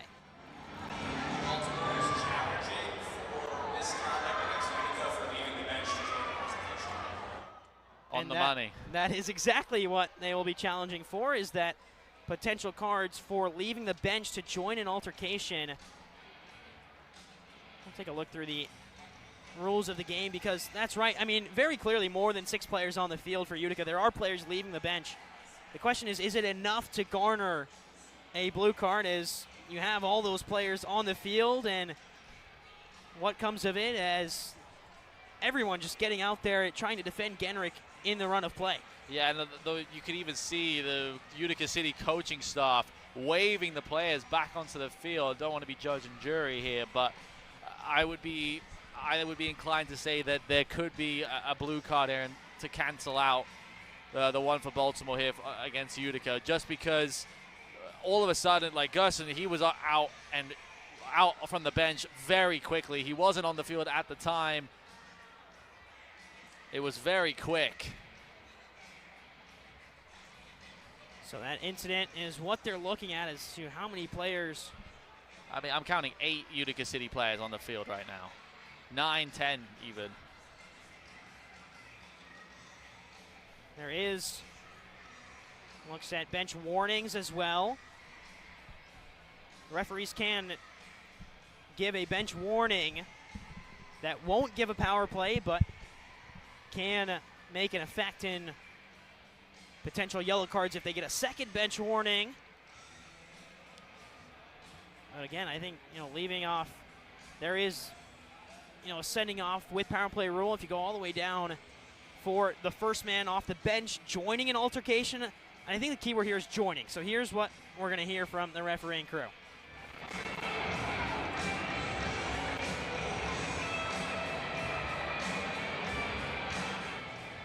Taking an extra second of deliberation before they grab the mic, but really just want to hear what the decision is here in full.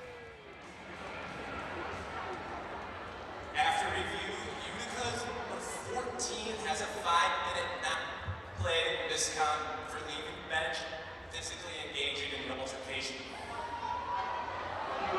So it's exactly how we thought it would be. It would be a bench altercation, for leaving the bench but not joining the altercation. Andrew Taylor, the backup goalkeeper for today's matchup after Xavier Snare-Williams was hurt yesterday.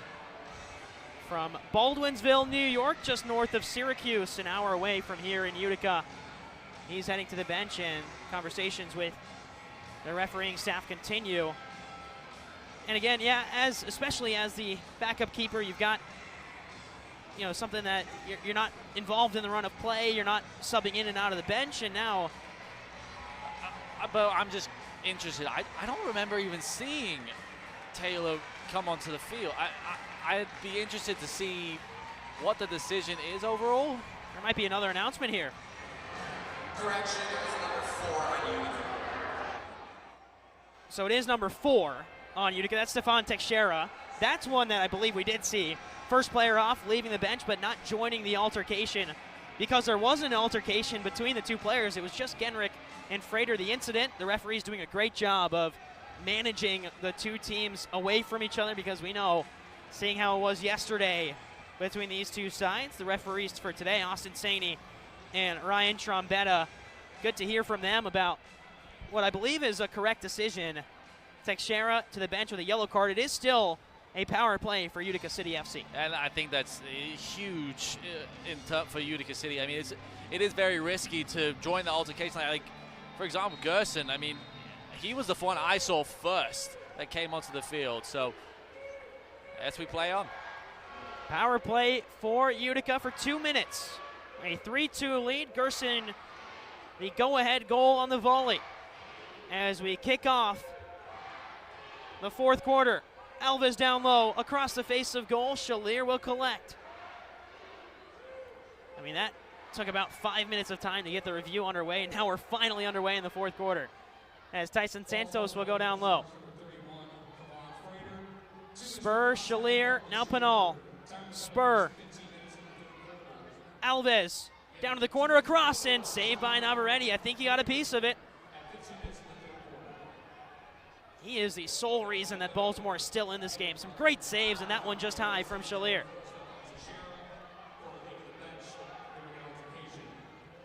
Tyson Santos. Spur. Shalier with a minute gone on the man advantage. Panol. Panol, saved by Navarrete. High press from Utica. Alves wins it back.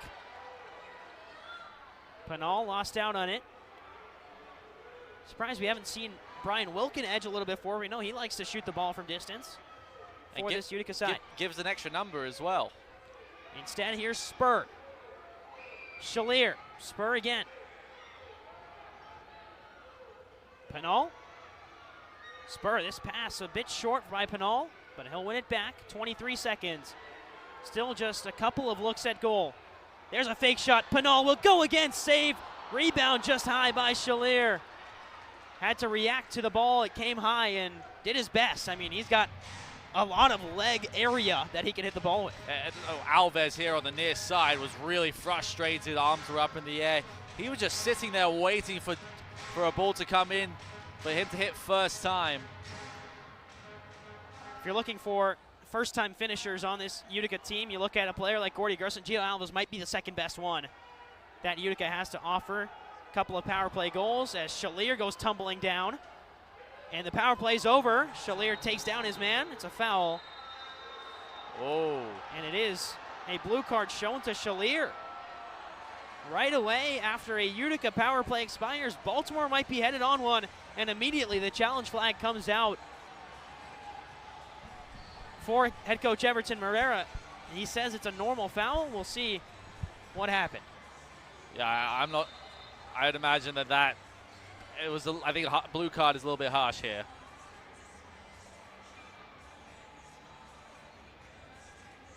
We'll get a listen to what the referees will announce here, and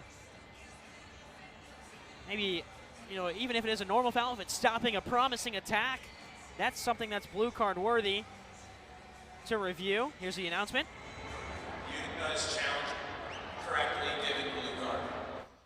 And right on cue, it's that incorrectly given blue card they're looking at for Shalier. I mean, here's what happened. It's a run of play. He's not the last man back at all. And the little stab of the foot is what they'll be looking at. Did step on the foot. It's definitely a foul, without a doubt. The argument I think for Utica is that you have two guys back defensively, and Alves is there as well, running back straight away. Is it enough to overturn the decision, though? That's the other question.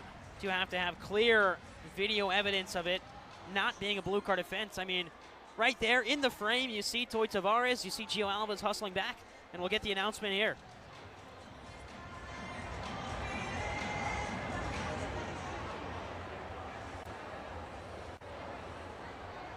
After review, the call on the field of blue card has been overturned.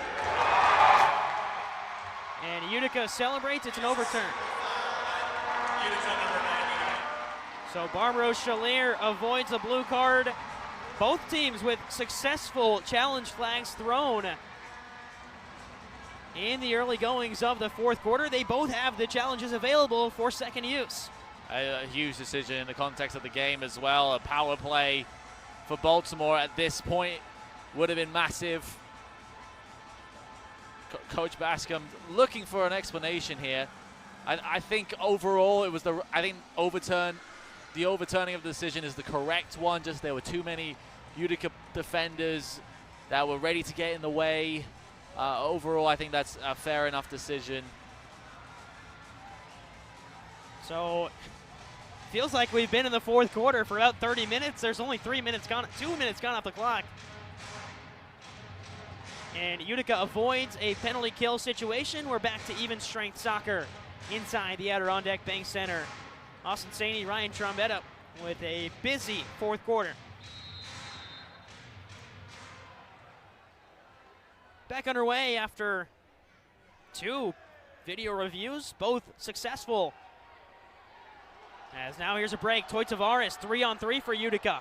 Tavares stumbling to his left, will fire just away. And Howard Miller just sat under the rebound opportunity. And now a breakaway the other way, and there's a shove into the boards. That one's a blue card for Howard Miller, and I don't think there's any question about that one. Yeah. The aggressive extension of, I believe it was the right arm, through the back and into the boards. It is a boarding call on Howard Miller. He's shaking his head.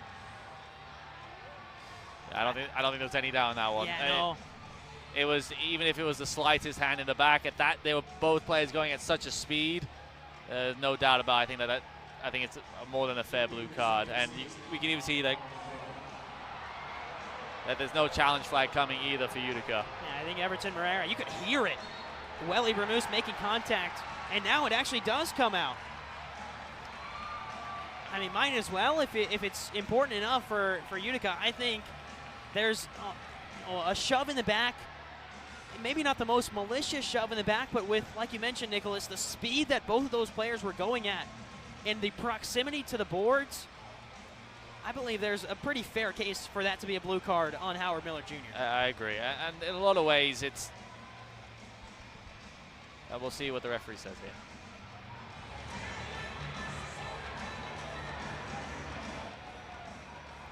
How about that? We said it was 2 announcements, and they'd been busy. How about a third? So it is challenging the card, and again, we're 2.5 minutes down in a 15-minute fourth quarter, and we've had 3 video reviews. 1 successful for Baltimore because originally there wasn't a yellow card shown to Teixeira. Then Utica gets a blue card rescinded, and there's Howard Miller. I think the one aspect of this is that Bernous has both of his hands on the boards. It's a quick review. Yeah, I don't think this will be long. After review, the call on the field for blue card, boarding has been upheld. Utica has no more challenges. Great explanation by the refereeing crew, Austin Saney and Ryan Trombetta. And once again, I don't think there's any question about that one. Of course, Utica City fans won't like it. We're here in the Adirondack Bank Center, so you'll hear the chorus of boos, but with the speed both of those players were going at, and even though it was the slightest push into the boards, it's still a push into the boards that's dangerous. Exactly, and I think at the end of the day, it happened in the first half. We saw it. It was in favor of Utica on that occasion. You know, I think there was no doubt that was a blue card. A late challenge flag thrown by Everton Herrera means that Utica City has no more challenges in this game. Baltimore will keep theirs because they got a decision overturned and got Teixeira into the penalty box with that yellow card. And now here's a power play for Baltimore. Rolled out wide, blocked away by UCFC. Baltimore was successful on the last power play they had, but it was because of a set play goal. Free kick was launched. It took a deflection off Juan Alava into the net in the final 2 seconds of the power play. An unfortunate mark on a pretty solid Utica City penalty kill unit, especially at home. 30 seconds gone on the man advantage for Baltimore.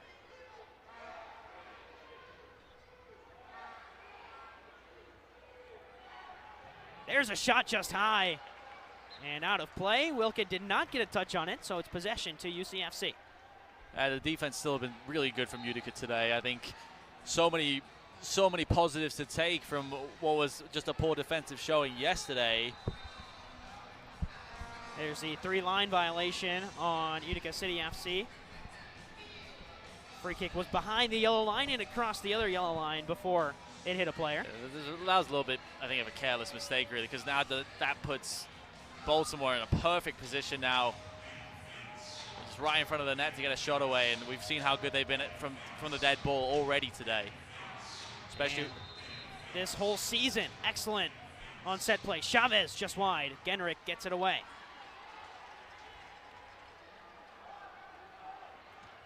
Sliding challenge in from Utica. And now numbers ahead for Baltimore, who slow things down with a minute to go on the advantage. Pressure, and it's out to Chavez. We know what he can do with the ball at his feet. He'll play down low. Back up top. Mello rolls it out wide. Chavez off the boards. Rebound on the bicycle kick is up into the netting for Baltimore.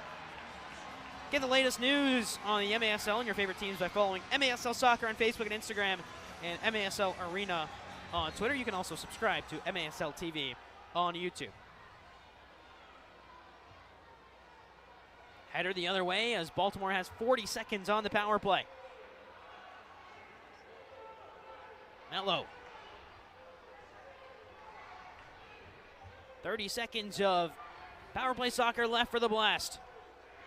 After the Howard Miller boarding call. Wilkin was frozen there. I think that ball, he didn't have a sight line on it until it was way too late. Panol, maybe a breakaway here. Short-handed opportunity. Shalir, here's Panol. All alone, he scores! It is the second short-handed goal of the season for Utica City FC, who take a 4-2 lead on the Baltimore power play.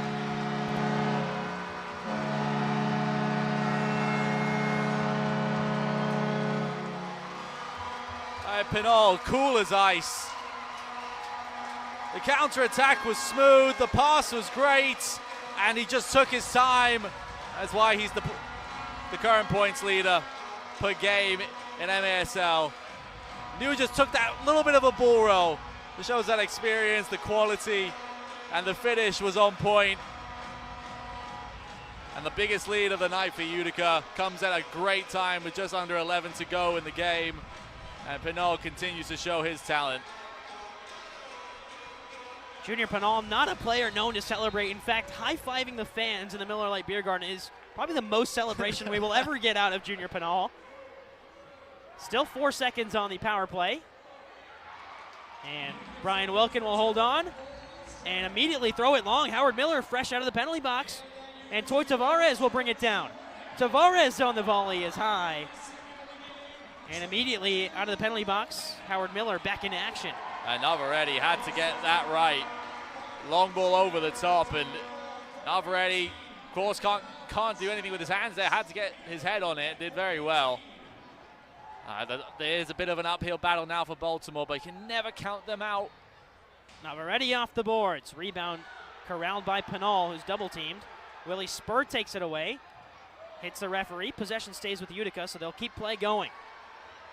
Panol will take it from distance. So you don't mind the shot from Junior Panol. Not known for the shot power, but as always, inaccurate leg. A little bit of contact behind the play. Wanalava can move forward. And now the whistle blows. And they have to bring the trainers out for the Baltimore side. Trainer Heather Kolbus for the Baltimore Blast. There was a little bit of a hand fighting behind the play. Nothing to deem a foul for Wanalava. No, it was going both ways, I think, and it's physical, and especially at this point in the game. Baltimore surely will feel frustrated that they gave up that goal shorthanded, that shorthanded goal as well. Catch MASL Monday, every Monday night on MASL TV and in CBS Sports Galazzo Network. Alex Bastavinsky and Phil Levanko are joined each week by special guests from across the league to discuss the league's hot topics and recap all the weekend's games. And also another show you can catch on MASL TV is if you disagree with any call tonight, which I'm sure we've had a fair few, especially between yesterday and today, that you will see on the MASL's most controversial show, Under Review, with Phil Levanko and MASL head referee Ryan Sigich. Catch it every Friday on YouTube. I mean, you could make a whole episode with just incidents from these last two games between Baltimore and Utica City. You could do a whole segment on just the first 5.5 minutes of this quarter. I think there's been some really big decisions. I think the refereeing crew have done an excellent job tonight. They've made every decision has been the right one, and they've done a really good job at just controlling a game that could have easily gotten out of hand. That these two teams that not just historically have really been fighting tooth and nail. It's important in the league standings, as a Utica team that's still searching to just get more points on the board, but a Baltimore team that started the season really well. They went through a little bit of a rough patch, got that win last night, and they're looking to just build off of that. But Utica, they're a team that's still in the ascendancy, still growing and building, and will certainly get better as well as we get towards the end of the season.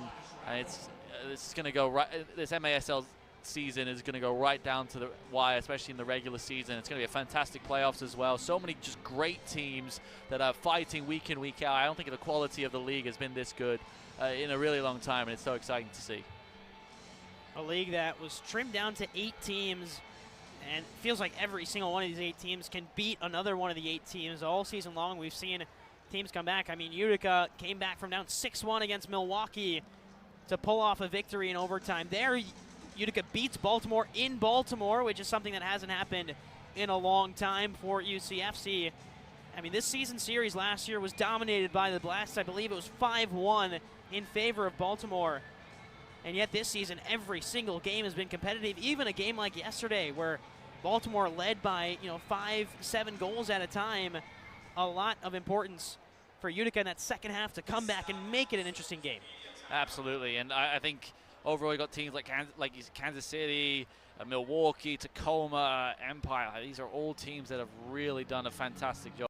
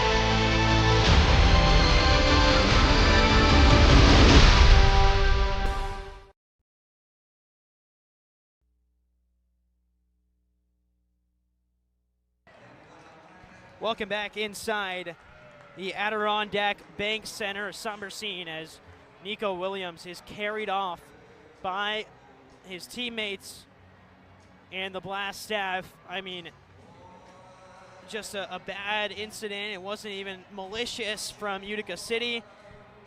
An extra step by Alava that may have caught the ankle of Williams is what we saw sort of in the replays during that break.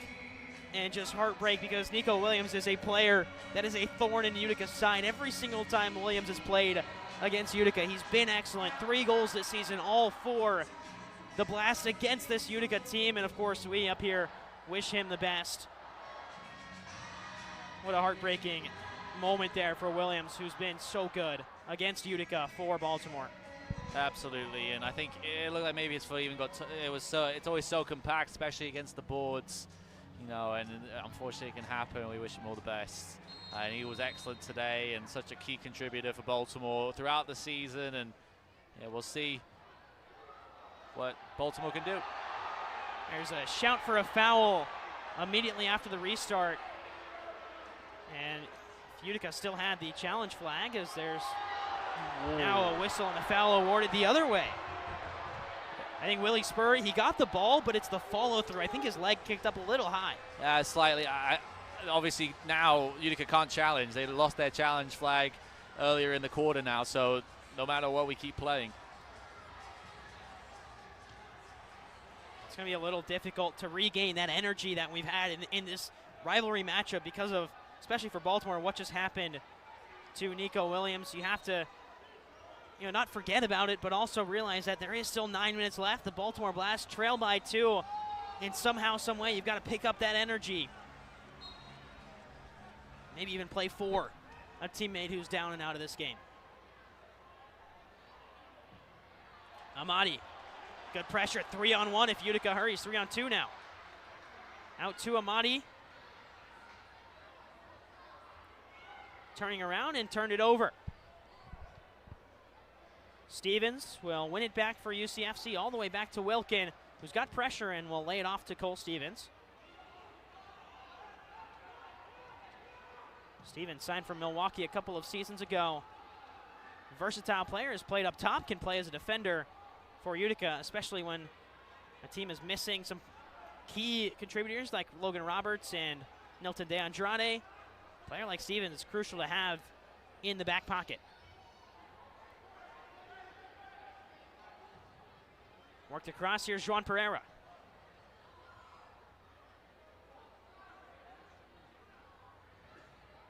Back to Pereira again. Under 8 minutes to go and a 2-goal lead for Utica City. Don't be surprised if Utica just sit back that little bit more now and just absorb the pressure as much as possible. That 2-goal cushion has really just changed the dynamics of the game a little bit, and that break as well, just opportunity for a few tactical changes for Utica. Special teams goals for Panol. He scored shorthanded most recently, but he also scored on the power play for the first goal of the game. Here's Gerson across to Tavares, but can't maintain possession with a backheel flick. Instead, Baltimore take it the other way with Jonatas Mello. Yeah, Mello did very well there. Just got himself in the right position, won the ball back easily, read Tavares really well there. Still with Baltimore, 7 minutes to go. Baltimore may be a bit wary about going to the extra attacker just yet, as there's a foul on Cole Stevens. Because you have someone who's so good at the ball at his feet in George Navarrete. You can just move him up, and as long as he's willing to hustle back there and make the saves, I don't think it's a bad idea to have him sort of play as an extra attacker rather than the extra attacker jersey. And at this point in the game, you don't really have anything to lose. It's worth having that extra player, an extra player to just cycle and create space. Here's a chance on the volley, and it's comfortable for Wilkin. He can throw it into the net if he's got the arm, but this one headed more to the corner for Gerson. Across to Navarrete. I was in the right position, though. Wilkin put it right where the ball really needs to go to just alleviate some of the pressure, but Baltimore did well to just win the ball back. Chavez will reset. It's a Baltimore team that is filled with players who can create space. I think that's the story of these final 6.5 minutes. How much space can Baltimore create when Utica sit back and defend? Just cannot give players like Chavez, like Melo or Pereira, just that, don't give them any wiggle room. Here's Frater, back to goal, little back heel flick.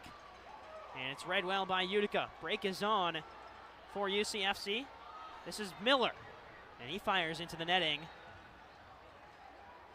May have been pushed down in the act of shooting, but he got the shot off, so no foul called. And Utica will change. Utica, I think, are happy with the way that the last few minutes have gone. They're happy just to sit back, like I said, and get those opportunities on the counterattack when you get them, especially when you know you can create on the counter. George Navarrete may be caught out here. Panol tried the long-distance shot. He's on hat-trick watch with 2 goals today. He's got a power play goal and a shorthanded goal. Just needs an even strength goal to round out the tally. Patrick Thompson did really well to win the ball back for Baltimore there. He went to grab his ankle there. Hopefully he's didn't get hurt in that defensive effort. Back to Tyson Santos, 5.5 minutes to go. And really, fully, we expect Utica to just possess as much as possible and then play it down to the corner and right on cue. Tyson Santos goes to the corner. Navarrete caught between 2 minds there, I think, as he stepped out, and now he goes down. That's a late slide from Panol, and it is a whistle. George Navarrete's down holding the ankle. And here comes the challenge flag from head coach David Bascombe. And again, I don't mind that. You know, late slide in. Panol left his feet. Navarrete caught the worst of it. And it looks like Bascombe wants that to be reviewed.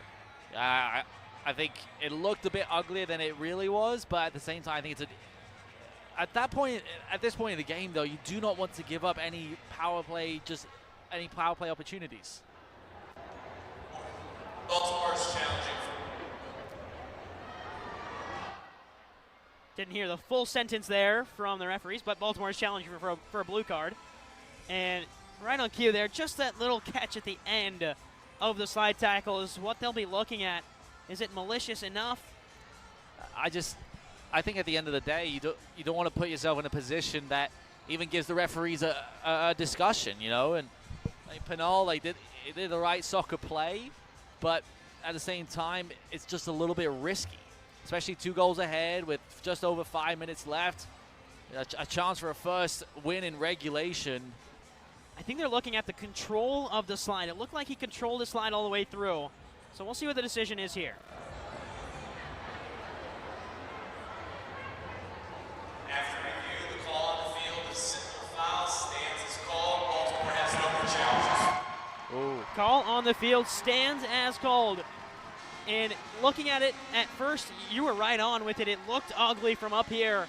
But you look at the replay, and even in real time, you see that Panol slides, and then he keeps his foot down. He doesn't go with the bottom of the sole up, and that's what leads to the simple foul rather than the blue card. Yeah, and it was just after the fact, and I think it's also not enough for the referees to overturn the decision, so we just play on, and it's contact sport at the end of the day. It is intense, and especially so when you have the only 2 East Coast teams going head-to-head in the Baltimore Blast and Utica City FC. Wilkin keeps it in the box. Thought about the long throw. Of course, a little bit easier when you look at the field last night, a bit shorter to make those longer throws when goalkeepers are allowed to go the length of the field. Here's Gerson on the volley opportunity, and it's pushed away by George Navarrete. Wilkin used the board to make that diagonal switch. That was really impressive. Break may be on for Baltimore, who need to push ahead with numbers. And foul called on Willie Spur. And seeing some emotion out of Willie Spur. Not very often you see him break out into conversation with the refereeing crew. Yeah, we've seen it a couple times, and now we're seeing an empty net now for Baltimore. Extra attacker. It is Jonatas Mello in the pink jersey. Net is empty for Baltimore. Juan Pereira. Kevon Frater off a hat trick yesterday. Here's Mello again. Pereira, who's got a goal today. Nico Williams is injured. He has the other. Went down holding that leg. Pereira. Backheel flick, maintains possession to Mello. Back up to Mello again. 4 minutes to go. Can Baltimore conjure up something as that one touched wide? Welly looked for the rebound, and this one sent the length of the floor. Barbaro Chalier ran off, sprinting and throwing his hands up in the air. I don't know what he was unhappy about. I mean, it was a great defensive stand. Maybe he wanted the breakout pass with an empty net, but didn't get it.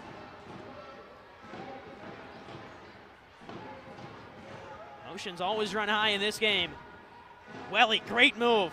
And Bramuse runs into the refereeing crew in the corner, and Bramuse is down still. Net is empty.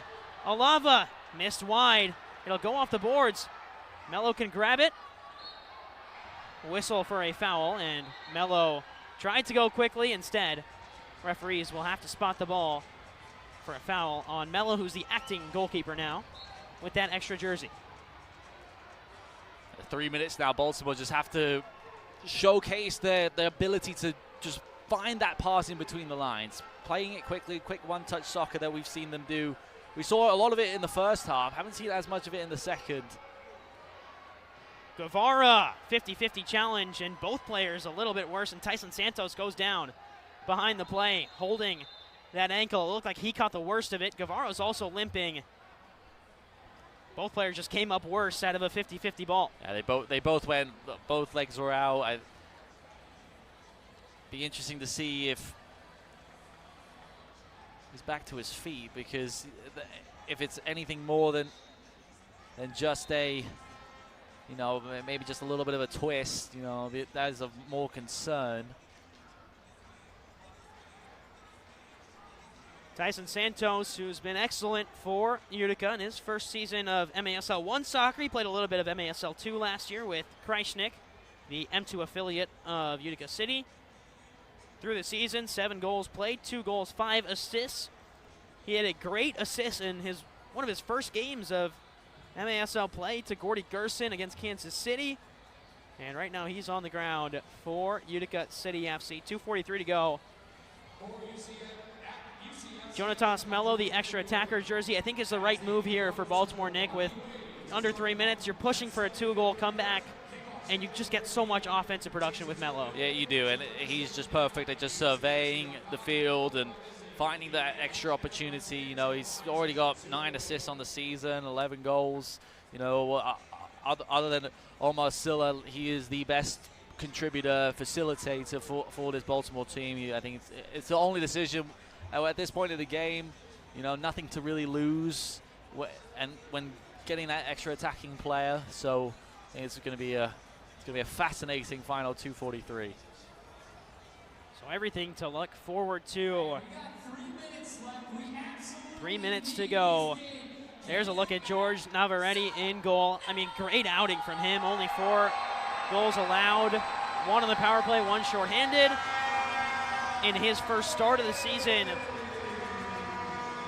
It is one to remember for George Navarrete, who played with Harrisburg last year, Athletic Orlando of M2 the year before. Here's Mello. Bramuse. Pereira to Mello again. And there's a shot high into the netting from Pereira. We know he's got a shot like that in his locker, but just got behind that one and tilted the body back a little bit. Rushed it. Didn't need to either. I think just, once again, it has to be the low and hard shots. That's where we've seen Baltimore just look more dangerous on their shot attempts, when it's hit low and with pace. More side-footed shots too, I think. Too many times Baltimore have had shots that have just leaning back and it just goes over the bar. Alava will play it past the halfway line. Cole Stevens called for the foul at center field. And right away, Baltimore will get Jonatas Mello back on the field for George Navarrete. And you're going to see Utica drop into the sort of house defending. If you watch new MASL show Soccer Signal, you'll see a lot and learn a lot about how to defend in an extra attacker scenario. 1 player at the top of the roof, and then you've got that box 4 surrounding the goalkeeper. Very flexible formation. It can shift into sort of 3 at the front, 2 at the back as well. There's a shot just wide. Wilkin dove out for that one and missed it. Back up top to Mello. Across and again, Wilkin. This time he makes the save. Great stop. That was going in the top corner. Wilkin through traffic as well. Did well. Mello. 75 seconds to go.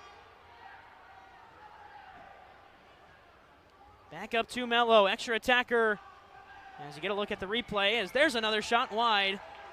Welly Bramoose left in front, took a deflection, and held on to by Wilkin. Final minute of play in the game. Utica, 60 seconds from the first regulation win of the season, and Brian Wilkin will call a timeout. And I don't mind it. Ease some of the pressure, and the crowd get back into it with 54 seconds to play. Exactly what Utica needed. They withstood that last minute and a half. And for Baltimore, a goal has to come very, very soon now to set up the finish. But if Utica do go on to get all 3 points today, it is very much deserved. They've defended brilliantly. I think best defensive performance of the season for Utica so far. While Baltimore haven't really showcased their attacking prowess that we've seen in recent weeks. You know, I think you got to give Utica the credit that they stood strong, and even when things didn't go their way, Utica just stayed calm, stayed composed, which you couldn't say that every game this season for Utica. And even when Baltimore came back multiple times in this game, and Utica didn't let their heads drop, and I think they've done a fantastic job today. 2 goals for Panol, including a shorthanded goal and a power play goal, as well as a strike from Gordy Gerson and a strike from Minnie Silva. The 4 for UCFC. Baltimore got a goal from Nico Williams, who went down at the stages in the second half and had to be carried off the field, of course. Sending our best wishes to Nico Williams for a speedy recovery. He got the first goal for Baltimore, and then another score came on a dead ball play for Juan Pereira. And right now, Brian Wilkin with a minute to go. Listen, Utica's been here before in that opening game against Kansas City. Had a lead in the final 2 minutes, a 2-goal lead at that, and gave it up. Got to hold on now for all 3 points. Wilkin will go the length of the floor. It's kept in perfectly by Panol. And now a chance to break for Utica. Holding on to the ball in the corner. Tavares through traffic. Whistle blows for a foul on Toy Tavares. A delay of game warning issued to Kyle Genrick in Utica. He kept on playing after the whistle. But not a bad one. If you don't have one throughout the game, it's not the worst time to take it. It allows Utica to get back and set up in the defensive structure. 35 seconds to go, a 2-goal lead. Baltimore, extra attackers, Jonatas Mello, he's on it now. 26 seconds for Pereira. Far corner again. Chavez played back to Mello. He's got to hurry. 20 seconds for Baltimore. Pereira, you need a shot? Mello, he will shoot, and it's blocked in front. Kyle Genrick there again. And it's cleared up into the sky. Brought down by Alves. And 4 seconds will tick off the clock. Whistle blows with 0.1. Utica can't celebrate just yet, but it will be the first regulation victory of the season for Utica City FC.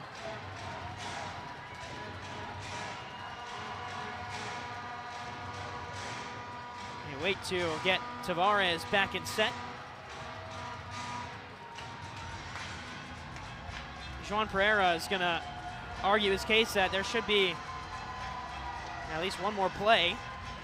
And here's the call. It is the end of the match.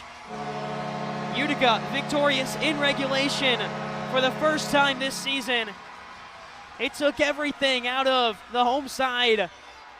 2 goals for Junior Panol. Gordy Gerson on the score sheet with a volley.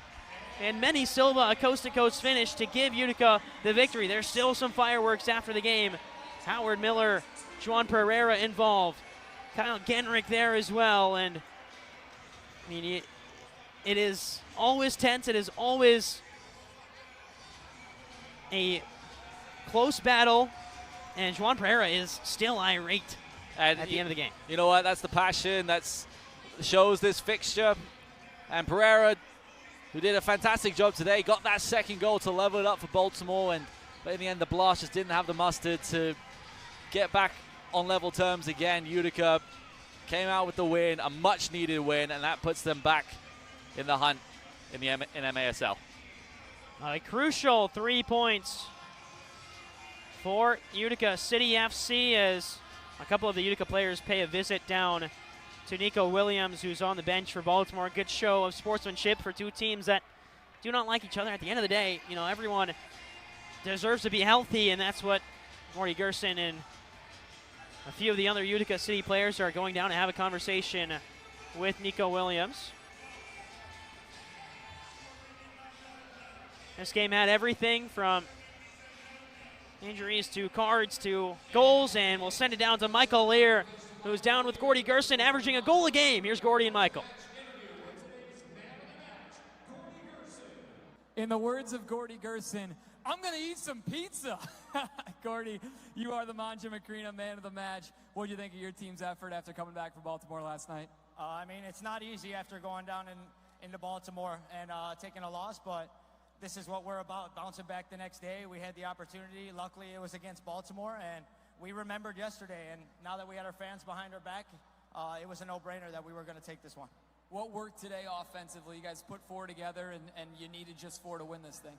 I mean, we're working as a team defensively, and we're keeping guys under 4 goals every game. Then we're going to score 4 and get results. What do you guys need to do to keep this thing rolling? What's the next task this week? Eat more pizza. Eat more Manja Macrinas. All right, watch this. Pop it open. It's got a bib on the box for you. Look at that. Look at that. Come on. I got a slice with you. I mean, best part of my job right now. There's Michael and Gordy.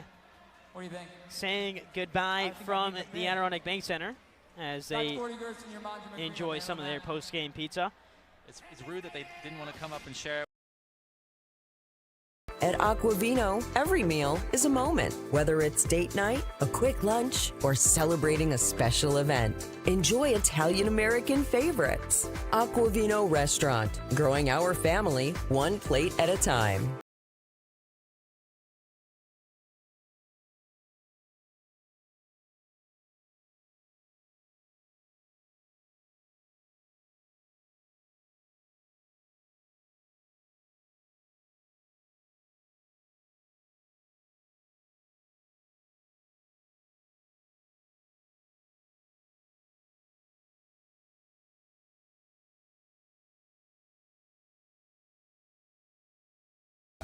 At Rome Health, we bring the best orthopedic and sports medicine care right to your neighborhood. Our experienced team includes orthopedic surgeons, sports medicine specialists, and physical therapists working together to get you back to the things that you love to do. So whether you need an injection for arthritis pain, rotator cuff surgery, a joint replacement, or help recovering from a concussion, we're committed to delivering superior care to you. Rome Health, the best orthopedic care out there, here.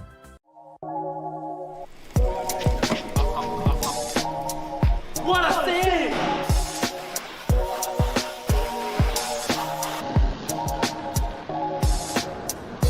What a save! What a save! And now it's your turn to save here at Master Vito Hyundai on Commercial Drive in Yorkville or online anytime at mastervitohyundai.com. Make your move to Master Vito Hyundai.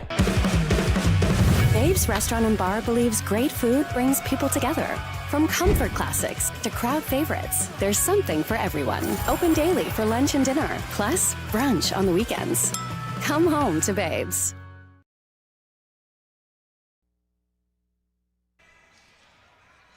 Welcome back to the Adirondack Bank Center as Utica City FC victorious in a 4-2 result over the Baltimore Blast. This game had everything you needed.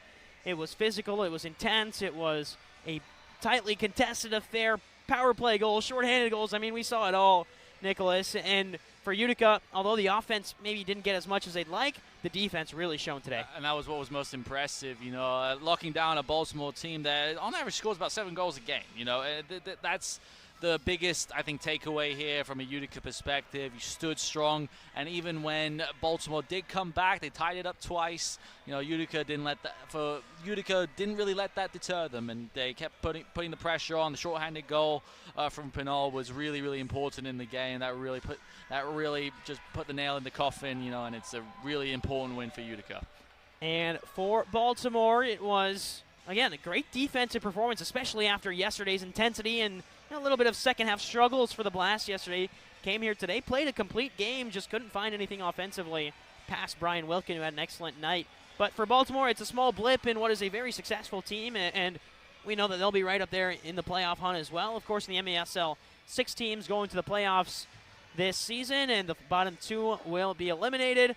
Baltimore stays in the hunt, and just approaching that midway point of the season, now you're starting to see the team sort of rise and fall with, you know, form and with injuries and everything sort of coming to light for this Baltimore side. Still a lot of positives to take away. Certainly, and I think the one for a Baltimore team, like you mentioned, the defensive side of things, really impressive, you know, and they were certainly hoping to build off of the win yesterday. It was such a great offensive performance. We just didn't see that individual quality that we've seen in the last few weeks from this Baltimore team. You know, they had scoring at least 6 goals a game recently, you know, and but I think the likes of Ale Chavez and Melo and Pereira, these are guys that, you know, maybe just didn't showcase their ability as best as they could today, but they'll certainly be back. How about the referees? Austin Saney, Ryan Trombetta. Great game from them as well. Explained every decision thoughtfully. They were busy. Oh, very busy, you know, and I think, but they got everything right. You know, it's fantastic. I do enjoy this new rule, the challenge rule.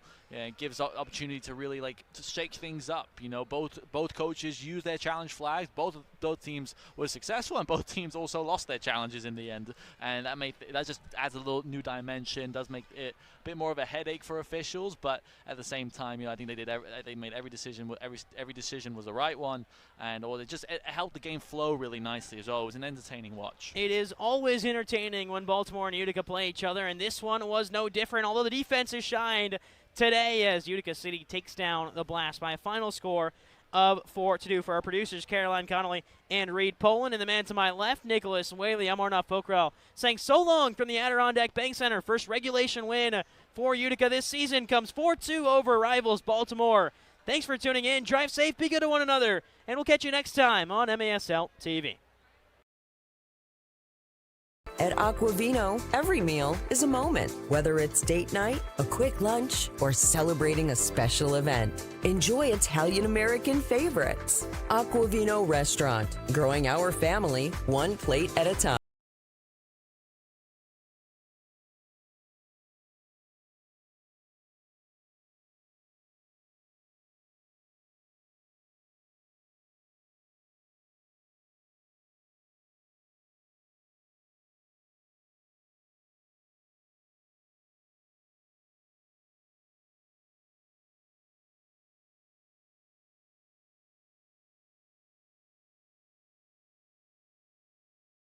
Utica.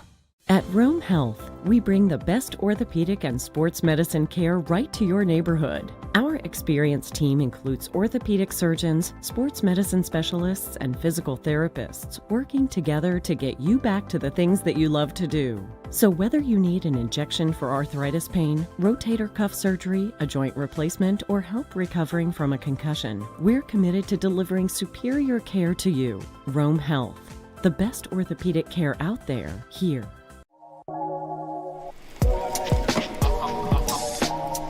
What a save!